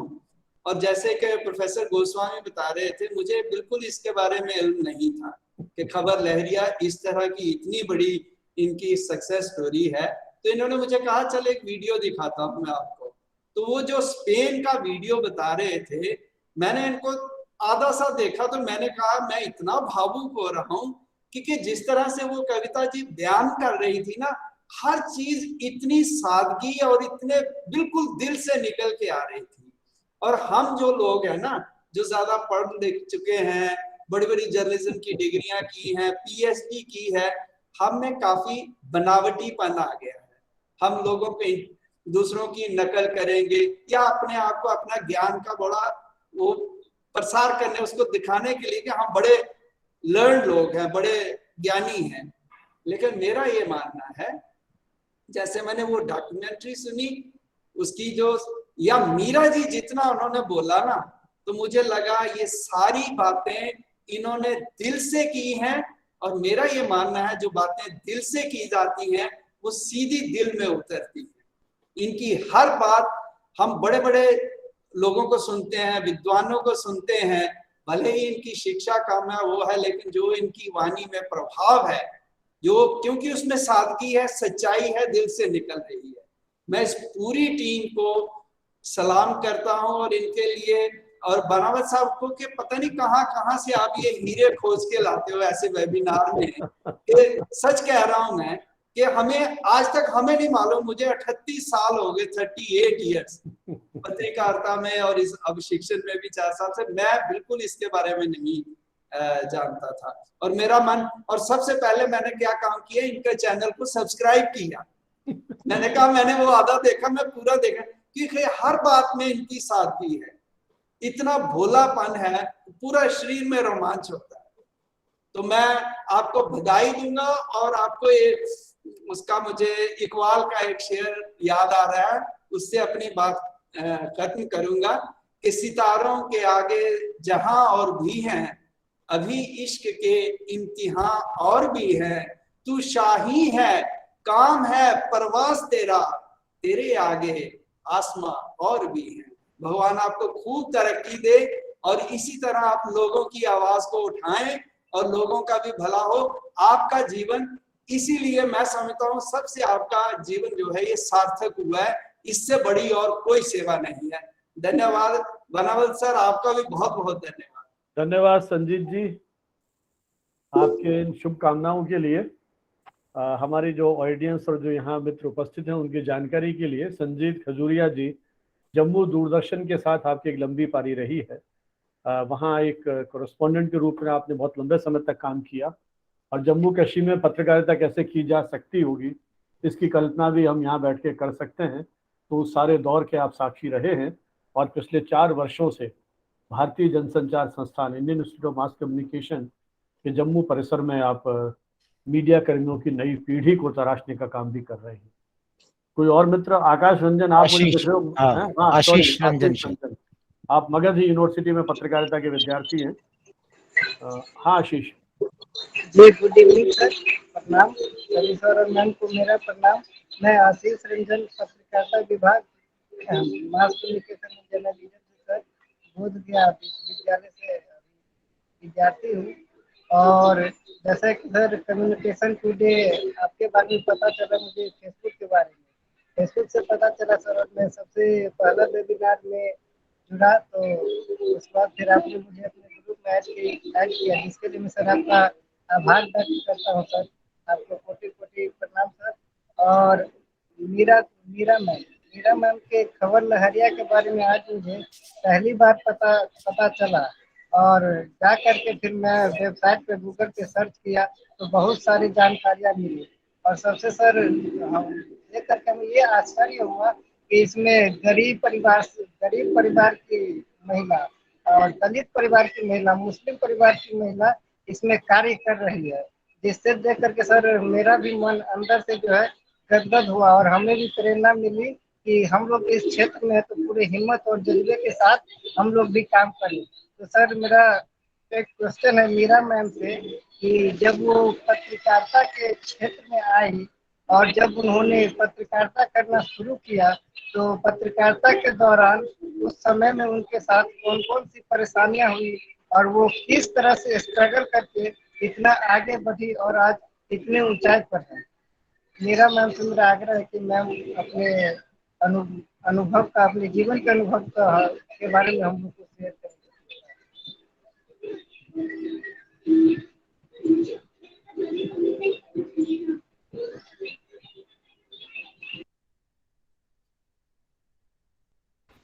सर म्यूट हैं सर, आप म्यूट अनम्यूट करिए। हाँ मीरा जी आप बोलिए अब। ये जी बहुत बहुत धन्यवाद। मेरे लिए 2 सवाल आए हैं और मैं दोनों सवाल का जवाब यहाँ पर दूंगी। उमा त्रिपाठी जी का जो शुरू में सवाल आया था, उन्होंने पूछा था कि चुनौतियाँ किस तरह से, कोई एक उदाहरण के साथ अगर मैं बता सकूं। तो वैसे हर रोज की चुनौतियाँ हैं और यही चुनौतियाँ शायद हमें आगे ले जाती हैं। अगर चुनौतियाँ नहीं होती तो शायद हम आपके सामने नहीं होते। तो मैं चुनौतियों को उपलब्धियों के रूप में देखती हूँ। एक उदाहरण आपके साथ शेयर करूंगी कि मैं और गीता दोनों ही लोग हम गए थे। ये 2016 की बात है, तब हमारा अखबार प्रिंट हुआ करता था। तो हम ऐसे गए थे किसानों की समस्याओं को देखने के लिए, किसानों से मिलने के लिए।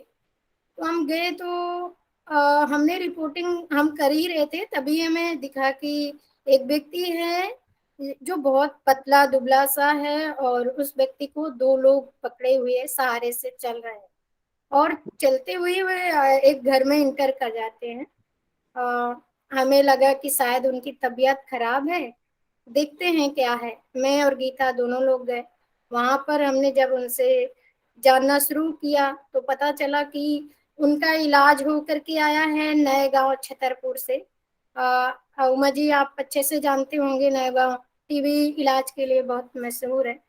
तो वहां से आए हुए हैं और बहुत दिनों से बीमार चल रहे हैं। तो हमने ठीक है, हमने लिख लिया सब कुछ। फिर पता चला कि दूसरे व्यक्ति भी बोलने लगे कि वो भी बीमार हैं, फिर तीसरे बोलने वो भी बीमार है, चौथे बोलने वो भी बीमार है। इस तरह से अरे हमें लगा ये क्या हो रहा है, मतलब इस गांव में सारे लोग टीबी से बीमार हैं। फिर हमने उसकी रिपोर्टिंग करी। रिपोर्टिंग करके हम प्रधान के पास गए, वहाँ की आशा हैं जो एनम है उनके पास गए। और उन्होंने बस ऐसे ना, जब मैं आपसे पहले ही बता रहे थे कि लोग रिपोर्टर नहीं मानते थे, तो उन्होंने ऐसे ही जवाब दे दिया कि हाँ ये है वो है। जैसे तो हमारा भी मकसद है, जैसे ही वो बोलेंगे वैसे ही हमने भी लिखा। और इसके बाद फिर हम सीएससी स्तर तक गए, तो वहाँ के जो डॉक्टर्स थे, डॉक्टर अधिकारी, उन्होंने जो भी बात करी और फिर हमने इसको छाप दिया। जब छाप दिया और वो अखबार जब एक परिवार में 8 लोग मौत, उनकी 8 लोगों की मौत हो चुकी थी। मतलब एक ही परिवार में माँ, पिता, बेटा, उसकी पत्नी और बहुत सारे लोग। तो हमने लिख दिया कि 8 व्यक्तियों की मौत टीबी से। अब ये अखबार जब डिस्ट्रीब्यूट हुआ तो मतलब पूरे जिले में तो हड़कंप मच गया इसको लेकर के। और उन्होंने कहा कि अरे ये कौन सा अखबार है खबर लहरिया, और बुलाओ ये कौन लोग हैं, ऐसे कैसे लिख सकते हैं। तो क्योंकि हम लोग खबरों की बार बार फॉलो करते हैं, वहां पर देखते हैं कि आखिरकार वहां पर क्या हुआ। तो हम दोबारा से जब गए तो हमसे प्रधान ने बात ही नहीं करी। बोले कि आपको कैसे पता कि हमारे गांव में टीबी है, आपने हमारे गांव को बदनाम कर रखा है, बताओ। कह रहे हैं उस गांव में टीबी फैली हुई है। हमसे एनम ने बात नहीं की, हमने आशा से बात करी, उसने भी बात नहीं करी। जब हम सीएससी गए तो उन्होंने हमें बहुत फटकार लगाई। उन्होंने बोला कि आप कोई डॉक्टर तो नहीं हो, डॉक्टर विशेषज्ञ, कि आपको पता है कि वहां पर टीबी फैली हुई है। और हमने सवाल उठाया था डाट्स कार्यक्रम पर, क्योंकि डाट्स कार्यक्रम क्या कर रहा है यहाँ पर। और तो वहां से भी हमें जब जवाब नहीं मिला तो हम जिले स्तर पर आए। जब जिले स्तर पर आए तो क्योंकि ये मामला पता ही चल चुका था, तो वहां पर भी हमें हमारे बहुत डांट मिली। बोले कि आप कोई कौन से पत्रकार हो, आप अपना आई कार्ड दिखाओ, ये वो। और उन्होंने ले लिया हमारा आई कार्ड और उन्होंने बोला कि मैं जांच कराऊंगा इसका, देखूंगा आप कौन से अखबार से हो। क्योंकि हम अपने आप में पक्के थे, हमने सब कुछ देखा हुआ था, तो हमें कोई डर नहीं लग रहा था। हमने कहा हाँ बिल्कुल आप ले लीजिए, आप जांच कराइए। लेकिन हाँ उन्होंने हमारे साथ बदतमीजी से बात की थी, तो ये थोड़ा बुरा लग रहा था, क्योंकि हम सच के लिए काम कर रहे हैं और आप हमसे ऐसे बात कर रहे हो। तो जो वहाँ के डीएम थे, हम सीधे से डीएम साहब के पास चले गए और उनसे हमने सारी बताई कि यहाँ पर ये प्रॉब्लम है और आप हम इसके बारे में बाइट्स चाहते हैं आपसे, आपका कोड जानना चाहते हैं। उन्होंने कोड दिया और उन्होंने कहा कि वो जांच कराएंगे वहाँ पर। और उन्होंने फिर जांच कराई, वहाँ पर कैंप लगवाया और वहाँ पर बहुत सारे मरीज निकले टीबी के। फिर वहाँ पर इलाज हुआ और इलाज होने के बाद बहुत सारे लोग ठीक भी हुए। हम तीसरी बारी रिपोर्टिंग करने के लिए वहाँ पर गए तो हमसे फिर लोगों ने अच्छे से बात भी करी, बताया भी। बहुत सारे लोग सही हो गए, सही हो करके, क्योंकि यहाँ का पलायन एक मुद्दा ही है। लोग पलायन कर गए, मतलब दूसरे शहरों में काम करने के लिए चले गए। और जो लोग हमको ये बोल रहे थे हमारे आई कार्ड जमा कराए थे, उन्होंने हमसे हेल्प मांगी कि ऐसे ही मुद्दे, ऐसे ही क्षेत्रों की, कि हमारा काम ही है, हम नहीं जान पाते हैं कि कहाँ पर क्या चल रहा है, तो आप जरूर से जरूर हमारी हेल्प करिए और वहां पर हम काम करेंगे, लेकिन हाँ छापिएगा नहीं, पहले हमसे बताइएगा जरूर। तो इस तरह की चुनौतियां रहती हैं और सल्यूट ऐसे cases salute salute Meera ji, salute आपको, बहुत सल्यूट बहुत सल्यूट और सल्यूट। जी धन्यवाद धन्यवाद। आशीष जी ने जो मुझसे पूछा है कि जब मैं पत्रकारिता के क्षेत्र में आई तो किस तरह की चुनौतियां रही हैं और मैंने उनको किस तरह से हैंडल किया, आज जिस स्तर पर मैं हूँ तो वो कैसे पहुंच पाई हूँ, तो उनकी हाँ मैंने 2006 में शुरुआत करी और तब मैं BA सेकेंड ईयर कर रही थी और मुझे पैसे की बहुत ज़रूरत थी, जॉब की बहुत ज़रूरत थी, तो मैं ढूंढ ही रही थी और मुझे पता चला कि खबर लहरिया में जॉब चल रही है। क्योंकि लड़कियों को लोग पढ़ाना नहीं चाहते हैं और मुझे लग रहा था कि मुझे पढ़ना है और पैसों की बहुत कमी आ रही थी, तो मुझे लग रहा था कि क्यों ना मैं खुद में कमाऊं और खुद में अपनी पढ़ाई करूं। मुझे ये नहीं पता था कि आगे कितना पढ़ना है, लेकिन बस मुझे ये था कि बहुत ज़्यादा पढ़ना है, जो आज तक किसी लड़की ने पढ़ाई ना करी हो मेरे परिवार में। तो मैं हाँ मुझे मेरे लक ने साथ दिया और मुझे खबर लहरिया में जॉब मिल गई। मैंने ये नहीं देखा कि काम क्या है, बस मुझे काम करना था, तो बस मैं निकल पड़ी। बहुत सारी चुनौतियां आई काम करने में, परिवार से बहुत ज़्यादा चुनौतियां आई कि काम नहीं करना है, ऐसा काम नहीं करना है पत्रकारिता जैसे क्षेत्र में जहाँ पर बहुत सारे धमकियां हैं।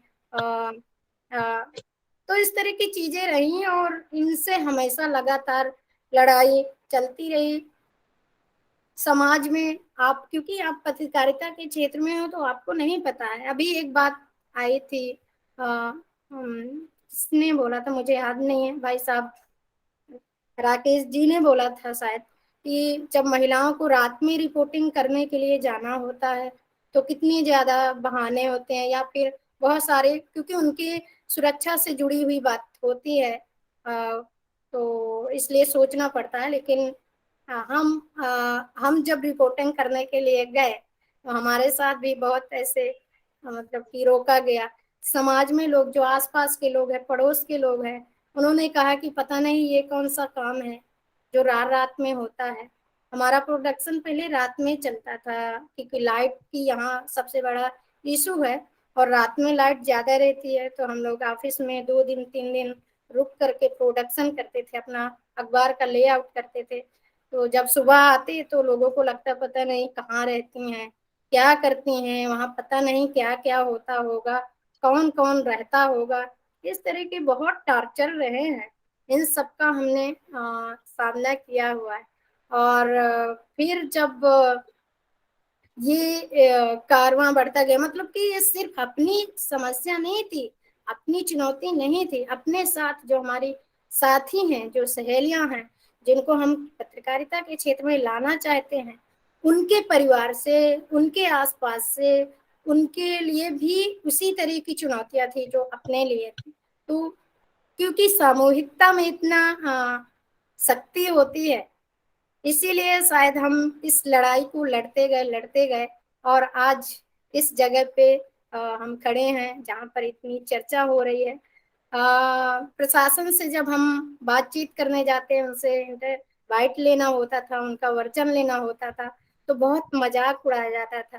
कहा जाता था कि पहले तो वो हमारे ही ऊपर बहुत सारे सवाल करते, हमसे ही पूछने लगते कि इसकी जानकारी क्या है, कोई भी योजना है तो उसके बारे में ही पूछने लगते कि ये योजना है क्या। मतलब कि भटकाना और फिर ये या तो बात ना करना या फिर कह देना कि अभी नहीं, फिर दूसरे दिन आना, तीसरे दिन आना, फिर ये भी कहता शाम को आना, चाय पे आना, या फिर कह देते रात पे आना। तो मतलब इस तरह की भी बातें रही हैं, मतलब डिमोशन करने की एक तरह से कि आप काम को छोड़ दें, लेकिन हमने इसकी चिंता नहीं की और इसको आगे बढ़ते हुए हम काम करते गए। और आशीष जी अभी भी हमारे साथ चुनौतियां हैं, बहुत गुलाबी सब कुछ नहीं हो गया, पिंक नहीं हो गया, अभी भी कालापन है हमारे साथ, अभी भी चुनौतियां हैं। हाँ अलग तरह की चुनौतियां हैं, जो प्रशासन हमसे बात नहीं करना चाह रहा था, आज वो कतराता है, आज वो खबर लहरिया के सवालों से डरता है। वो कहता है कि कभी खबर लहरिया का सामना ना करना पड़े। तो इस तरह की चुनौतियां हैं, या अभी भी अपने घर में, समाज में अभी भी उसी तरह की चुनौतियां हैं। तो इन सबका, और शायद आगे भी रहेगा, हम कितना भी आगे बढ़ जाएं, क्योंकि हमारा समाज ही पुरुष प्रधान है और पुरुषों की सोच नहीं बदली जा सकती। सोच किसी की भी, महिला की हो, पुरुष की हो, जिसकी भी सोच ऐसी है तो उसको बदलना बहुत मुश्किल बात। मैं मीडिया की बात करूं, क्योंकि सब जगह पुरुष ही दिखते हैं। हाँ, हमने अपनी जगह वहां पर भी बहुत अभी भी चुनौतियां हैं।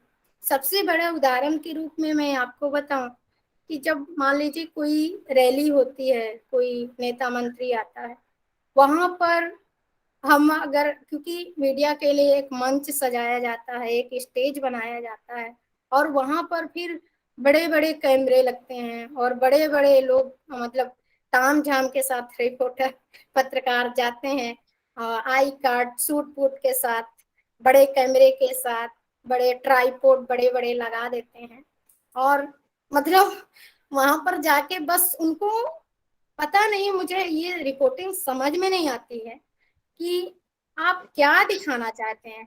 वो नेता जो बोल रहा है उसकी बाइट आपको चलाने की एक इतनी कंपटीशन क्यों है, पता नहीं क्यों। मैं तो इस पर भरोसा नहीं करती हूँ। कुछ दिन हमको लगा कि हमको अपनी जगह बनानी है, हमें भी वहां पर जा करके बेशर्मी के साथ खड़ा होना है, हमें होना पड़ेगा बेशर्म, क्योंकि हमें अपनी जगह बनानी है। उस बीच में, इस भीड़ में कोई धक्का मार रहा है, कोई हाथी लगाए हुए है, कोई टच करने की गलत तरीके से कोशिश कर रहा है, इन सब की हमें परवाह नहीं है। लेकिन फिर मुझे लगा ये सब क्या है, इससे मिलेगा क्या?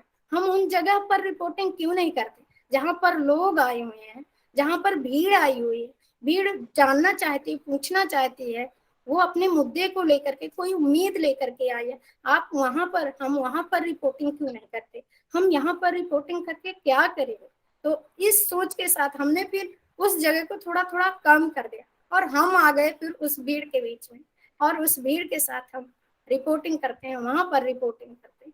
और फिर वही पत्रकार जो जाकर के अपने को इतना तामझाम दिखाते हैं, प्रेस वार्ताओं में जाकर के अधिकारियों के साथ खड़े होकर के फोटो खिंचाते हैं, सेल्फी लेते हैं, राजनीतिक लोगों के साथ दोस्ती करते हैं, मतलब कि, तो हमारी तो कोई दोस्ती नहीं है, हमसे तो कोई सीधे बात नहीं करता। प्रेस वार्ताओं में भी बुलाया जाता है, ऐसी बात नहीं है, लेकिन हम जाना पसंद नहीं करते। हमें लगता है कि जो हमारा वर्जन है वो शायद कम हो जाएगा, घट जाएगा, इसलिए थोड़ा वहां पर भी हम जाने से कतराते हैं। तो बहुत सारी चुनौतियां, मुझे लगता है कि कितनी भी बात की जाए शायद वो भी कम है। धन्यवाद। ये बहुत ही रोचक, रोमांचक अनुभव आपके। कोई और मित्र कुछ कहना चाहें? श्याम जी, आपकी आवाज नहीं आ रही है, कुछ कहना चाहते हो शायद? मेरे मन में दो सवाल हैं। हाँ हाँ। मीरा जी, एक तो हमने पढ़ा था कि जब ये खबर लहरिया शुरू हुआ था तब शायद इसको हाथ से लिख के और फिर डिस्ट्रीब्यूट किया जाता था। थोड़ा सा एक तो इस बारे में जानकारी दीजिए। और एक और सवाल ये है, जैसा आपने भी बताया, और अब चूंकि आप ऑनलाइन है तो ट्रोलिंग जो है ऑनलाइन का एक बड़ा ट्रेंड चल रहा है आजकल। निश्चित तौर से आपको भी ट्रोलिंग का सामना बिल्कुल करना पड़ रहा होगा ऑनलाइन पे। तो इन दो मुद्दों पर थोड़ी सी अपनी बात और रखिए। बहुत धन्यवाद, जरूर से मैं उनका जवाब दूंगी। तो जब खबर लहरिया की शुरुआत हुई तो खबर लहरिया की शुरुआत ऐसे डायरेक्ट नहीं हुई।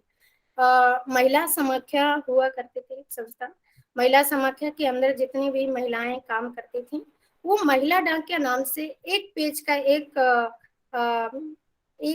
पेज का अखबार, क्या कहेंगे उसको, न्यूज लेटर होता था वो, और उसमें वो हाथ से लिखते थे, उसमें चित्र भी बनाते थे हाथ से ही, और वही फिर डिस्ट्रीब्यूट होता था। और जो भी चीजें उसमें लिखी जाती थी, उस संस्था के अंदर जो भी चीजें होती थी, जानकारियां होती थी, बहुत अच्छे जो भी कार्यक्रम उनके होते थे वो लिखे जाते थे उस पर, और वो भी बुंदेली में ही होता था।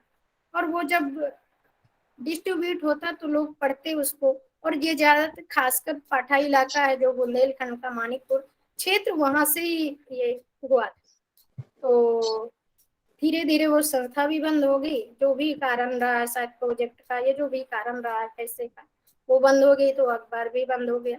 जब अखबार बंद हो गया तो फिर बहुत लोगों ने मांग करी कि वो देसी अखबार है हमारा, हमें चाहिए, हमें पढ़ना है।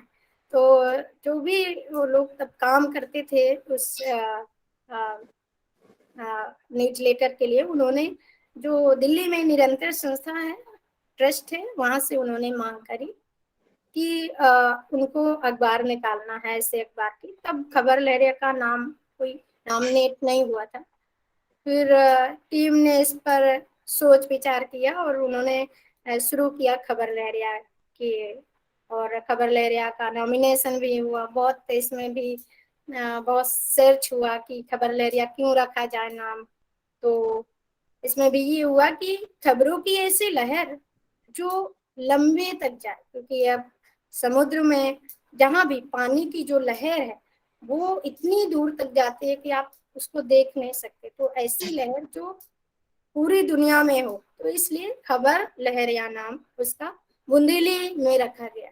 और जो वो टीम थी, तो जब शुरुआत ही हुई तब 4, पहले एक ही था, उसको अब 4 पेज कर दिया गया। और 4 पेज में ही तब मैं भी जुड़ी थी, जब ये हाथ से लिखा जाता था, हाथ से नहीं, टाइपिंग होने लगी थी, लेकिन चित्र जो बनते थे वो हाथ से ही बनते थे। तो लिखा भी जाता था हाथ से पहले और चित्र भी हाथ से ही बनाए जाते थे, उसी से संबंधित। तो हमारी टीम में मिथिलेश दीदी हुआ करती थी, वो अब नहीं है खैर टीम में। तो वो ही चित्र बनाया करते थे, हम लोग खबरें लाते थे और वो चित्र बनाती थी। कर थोड़ा बहुत मैं भी कभी कभी बनाती थी उसके लिए चित्र, और टाइपिंग होता था। ब्लैक एंड व्हाइट था, ब्लैक एंड व्हाइट से फिर मांग बढ़ी कि नहीं अब इसको कलर्ड होना चाहिए, तो फिर वो कलर्ड भी हुआ। और फिर इसी तरह से धीरे धीरे आगे बढ़ता गया। तो आपका ये शायद सवाल का जवाब मिल गया होगा, संतोषजनक। और दूसरा जो आपका सवाल है ट्रोलिंग को लेकर के, बहुत बहुत ज्यादा है, क्योंकि जिस तरह का माहौल है आप सब जानते हैं, मैं जैसे बात करना चाहती हूँ कर रही हूँ। उस स्थिति में अगर आप सरकार के ऊपर बात करते हैं या जो चाहते हैं कि जो सरकार के कामों को लेकर के नहीं चाहते हैं कि इस तरह की बातें हों, वो लोग तो अक्सर ट्रोलिंग करते हैं, गालियां देते हैं, बहुत गंदी बातें करते हैं। ऐसी ऐसी बातें होती हैं जो असहनीय होती हैं। शुरू में तो बहुत ऐसे लगा हमें कि ये क्या हो रहा है, और बहुत परेशानी वाली बात हो गई। कभी कभी तो रात रात में फोन कर देना, क्योंकि फेसबुक ऐसी, और फेसबुक से जो मैसेंजर जुड़ा हुआ है उसमें सीधे जा कर के वीडियो कॉल कर देना, और बहुत ज्यादा परेशान कर दिया। फिर हमें लगा कि शायद ये कुछ लोगों को काम ही है, जो इसी के लिए काम करते हैं, उनकी रोजी रोटी शायद इसी से चलती है, उनके लिए पैसे दिए जाते हैं, तो क्या करें, उनका काम ही है, तो वो अपना काम तो करेंगे, तो वो अपना काम करते रहें और हम अपना काम करते रहेंगे। तो इस सोच के साथ हम आगे बढ़ रहे हैं। धन्यवाद। तो श्याम जी, मैंने तो एक और रेफरेंस पढ़ा था कि शुरू में जिस खबर लहरिया की आप बात कर रहे हैं कि वो हस्तलिखित और ये था, बल्कि स्कूलों में तो रीडिंग की प्रैक्टिस करवाई जाती थी। मतलब वो जो निरंतर जिसका आपने उल्लेख किया, वो जो एनजीओ था वो शैक्षिक उसके लिए समर्पित था। तो स्कूलों में उस खबर लहरिया की कॉपीज को पढ़वा करके भी प्रैक्टिस करवाने के वो रेफरेंसेस मैंने देखे थे, अभी वो आर्टिकल देख रहा था। तो मुझे लगता है वहाँ के जीवन में इसका उस दौर में बड़ा महत्वपूर्ण प्रभाव रहा है। चलिए, हमारे कोई और मित्र हों, वैसे तो काफी समय हो गया है, करीब 1.5-2 घंटे का समय हो गया है। वास्तव में ये तो इतनी लंबी कथा है कि अपन बहुत लंबे समय तक लगातार सुन सकते हैं, लेकिन फिर भी हमारे कोई और मित्र यदि कोई टिप्पणी करना चाहें बहुत संक्षेप में, या कोई और सवाल हो, नहीं तो फिर इसको अपन समाप्ति की घोषणा करते हैं। चलिए, मुझे लगता है कि अब जिज्ञासाएं उस तरह की नहीं है और समय की अपनी सीमाएं हैं। मैं विशेष रूप से आभारी हूँ मीरा जी का और गीता जी का, जिन्होंने इतना समय निकाला और बहुत ही भावुकता के साथ अपनी उस पूरी यात्रा को हमारे साथ शेयर करने की जो कोशिश की। जैसा मैंने कहा था कि बहुत दिनों से हम लोग उत्सुक थे खबर लहरिया की उस पूरी यात्रा को उनके उन रोमांचक पलों को कहीं इस वेबिनार के माध्यम से जीने का तभी मौका लगा। धीरे धीरे चीज़ें खुल रही हैं, मौका लगा तो अपने शहर में आपको फिर आमंत्रित करेंगे और विद्यार्थियों के साथ, मीडिया कर्मियों के साथ इस संवाद को और आगे बढ़ाएंगे। श्याम माथुर जी और राकेश गोस्वामी जी, आप दोनों के प्रति विशेष आभार। मेरे बहुत सारे आयोजनों में आपका वैचारिक सहयोग मुझे रहता है और श्याम जी तो मेरे ख्याल 85-86 से जुड़े हुए हैं और न जाने कितने हमारे उपक्रम, गतिविधियों, आयोजनों में मुझे इनकी सक्रिय सहभागिता मिली है। गोस्वामी जी से परिचय मेरा थोड़ा बाद का है, लेकिन जब से हुआ तब से शायद कुछ दिन ऐसा नहीं जाता है कि हम बातचीत करके देश दुनिया के उस मीडिया संबंधी गतिविधियों पर चर्चा नहीं करते हों और जो भी हमारी गतिविधियां हैं उसके बारे में पारस्परिक विचार विमर्श कर उस पूरे आयोजन की रूपरेखा को तैयार करते हैं। तो हर पल मेरे साथ खड़े रहने के लिए मैं हमारे दोनों पहले विद्यार्थी और अब मैं तो मित्र कहता हूँ, विद्यार्थी तो ठीक है, एक संयोग की बात है कि इतने प्रोफेशनल्स को पढ़ाने का मौका या सौभाग्य मुझे मिला। लेकिन मुझे सर विद्यार्थी ही रहने दीजिए, मित्र की कैटेगरी में श्याम जी हैं। मैं तो पूरे जीवन आपका विद्यार्थी ही रहूंगा। भाई ये तो खैर आपकी एक आत्मीय भावना है। और विशेषकर सृष्टि मेहरा जी, मेरे ख्याल वो शायद अभी अपने साथ जुड़ी हुई नहीं है, शुरू में जुड़ी थी। सृष्टि मेहरा जी को मैंने कई कॉल किए, मैसेजेस किए और इस पूरे आयोजन को सफल सार्थक बनाने में उनकी महती भूमिका रही है। और मैं तो श्याम जी से कह भी रहा था कि यार जिस तरह से ये सारी महिलाएं संवाद कर रही हैं, मैसेज भेज रही हैं, मेरे ख्याल उस एक मैसेज से, पहला जो मैसेज था उसी से जो एक जिस तरह से एक आत्मीयता का बोध होता है, वो जो उनकी शब्दावली है, बात करने का तरीका है, वो जितना प्रभावशाली और आत्मीय था, निश्चित रूप से उस पूरी यात्रा की उस यात्रा के उस तेवर को, उस भावना को अपन समझ सकते हैं कि किस तरह से आप उन मूल्यों के लिए आप संघर्ष कर रही हैं, जो पूरी प्रतिध्वनित हमारे इन वक्ताओं के वक्तव्य के माध्यम से यहाँ कहीं उसका एहसास आप कर पाए होंगे कि आपके इस प्रोजेक्ट के साथ, इस उपक्रम के साथ या योग उस अभियान के साथ जो हम लोगों की एक संवेदनाएं जुड़ी हुई हैं, भावनाएं जुड़ी हुई हैं, उस बात को मैंने हर पल महसूस किया। तो मैं उनके प्रति भी आभारी हूँ कि उन्होंने इतना श्रम किया, इतने पेन्स लिए और आप दोनों को हमें यहाँ तक पहुँचाया। और उम्मीद करते हैं फिर किसी मंच पर हम मिलेंगे। कोई भी आयोजन श्रोताओं की सहभागिता के बिना अधूरा है और मैं देख रहा हूँ हमारे बहुत सारे मित्र लगातार स्क्रीनशॉट ले लेकर के भी भेज रहे हैं और हम भी सोशल मीडिया के माध्यम से इस पूरी प्रोसीडिंग्स को हम रिकॉर्ड कर रहे हैं और अपने जो हमारी सीमित संसाधन हैं उसके माध्यम को, इस चर्चा को विशेषकर मीडिया सर्किल में पहुंचाने की कोशिश करेंगे। और हमारी कोशिश रही है कि मीडिया के जो विद्यार्थी हैं वो कम से कम इन प्रयोगों को आत्मसात करें और कहीं आने वाले समय में उनमें भी वो संघर्ष क्षमता पैदा हो, जिस तरह से आपने अपने क्षेत्र में उन छोटे इलाकों में, जिसका संकेत गोस्वामी जी ने किया था कि वो संघर्ष छोटे स्तर पर बहुत ज़्यादा होता है। आपके पास सुरक्षा कवच नहीं है, आपके पास है तो शिद्दत के साथ काम करने का जुनून।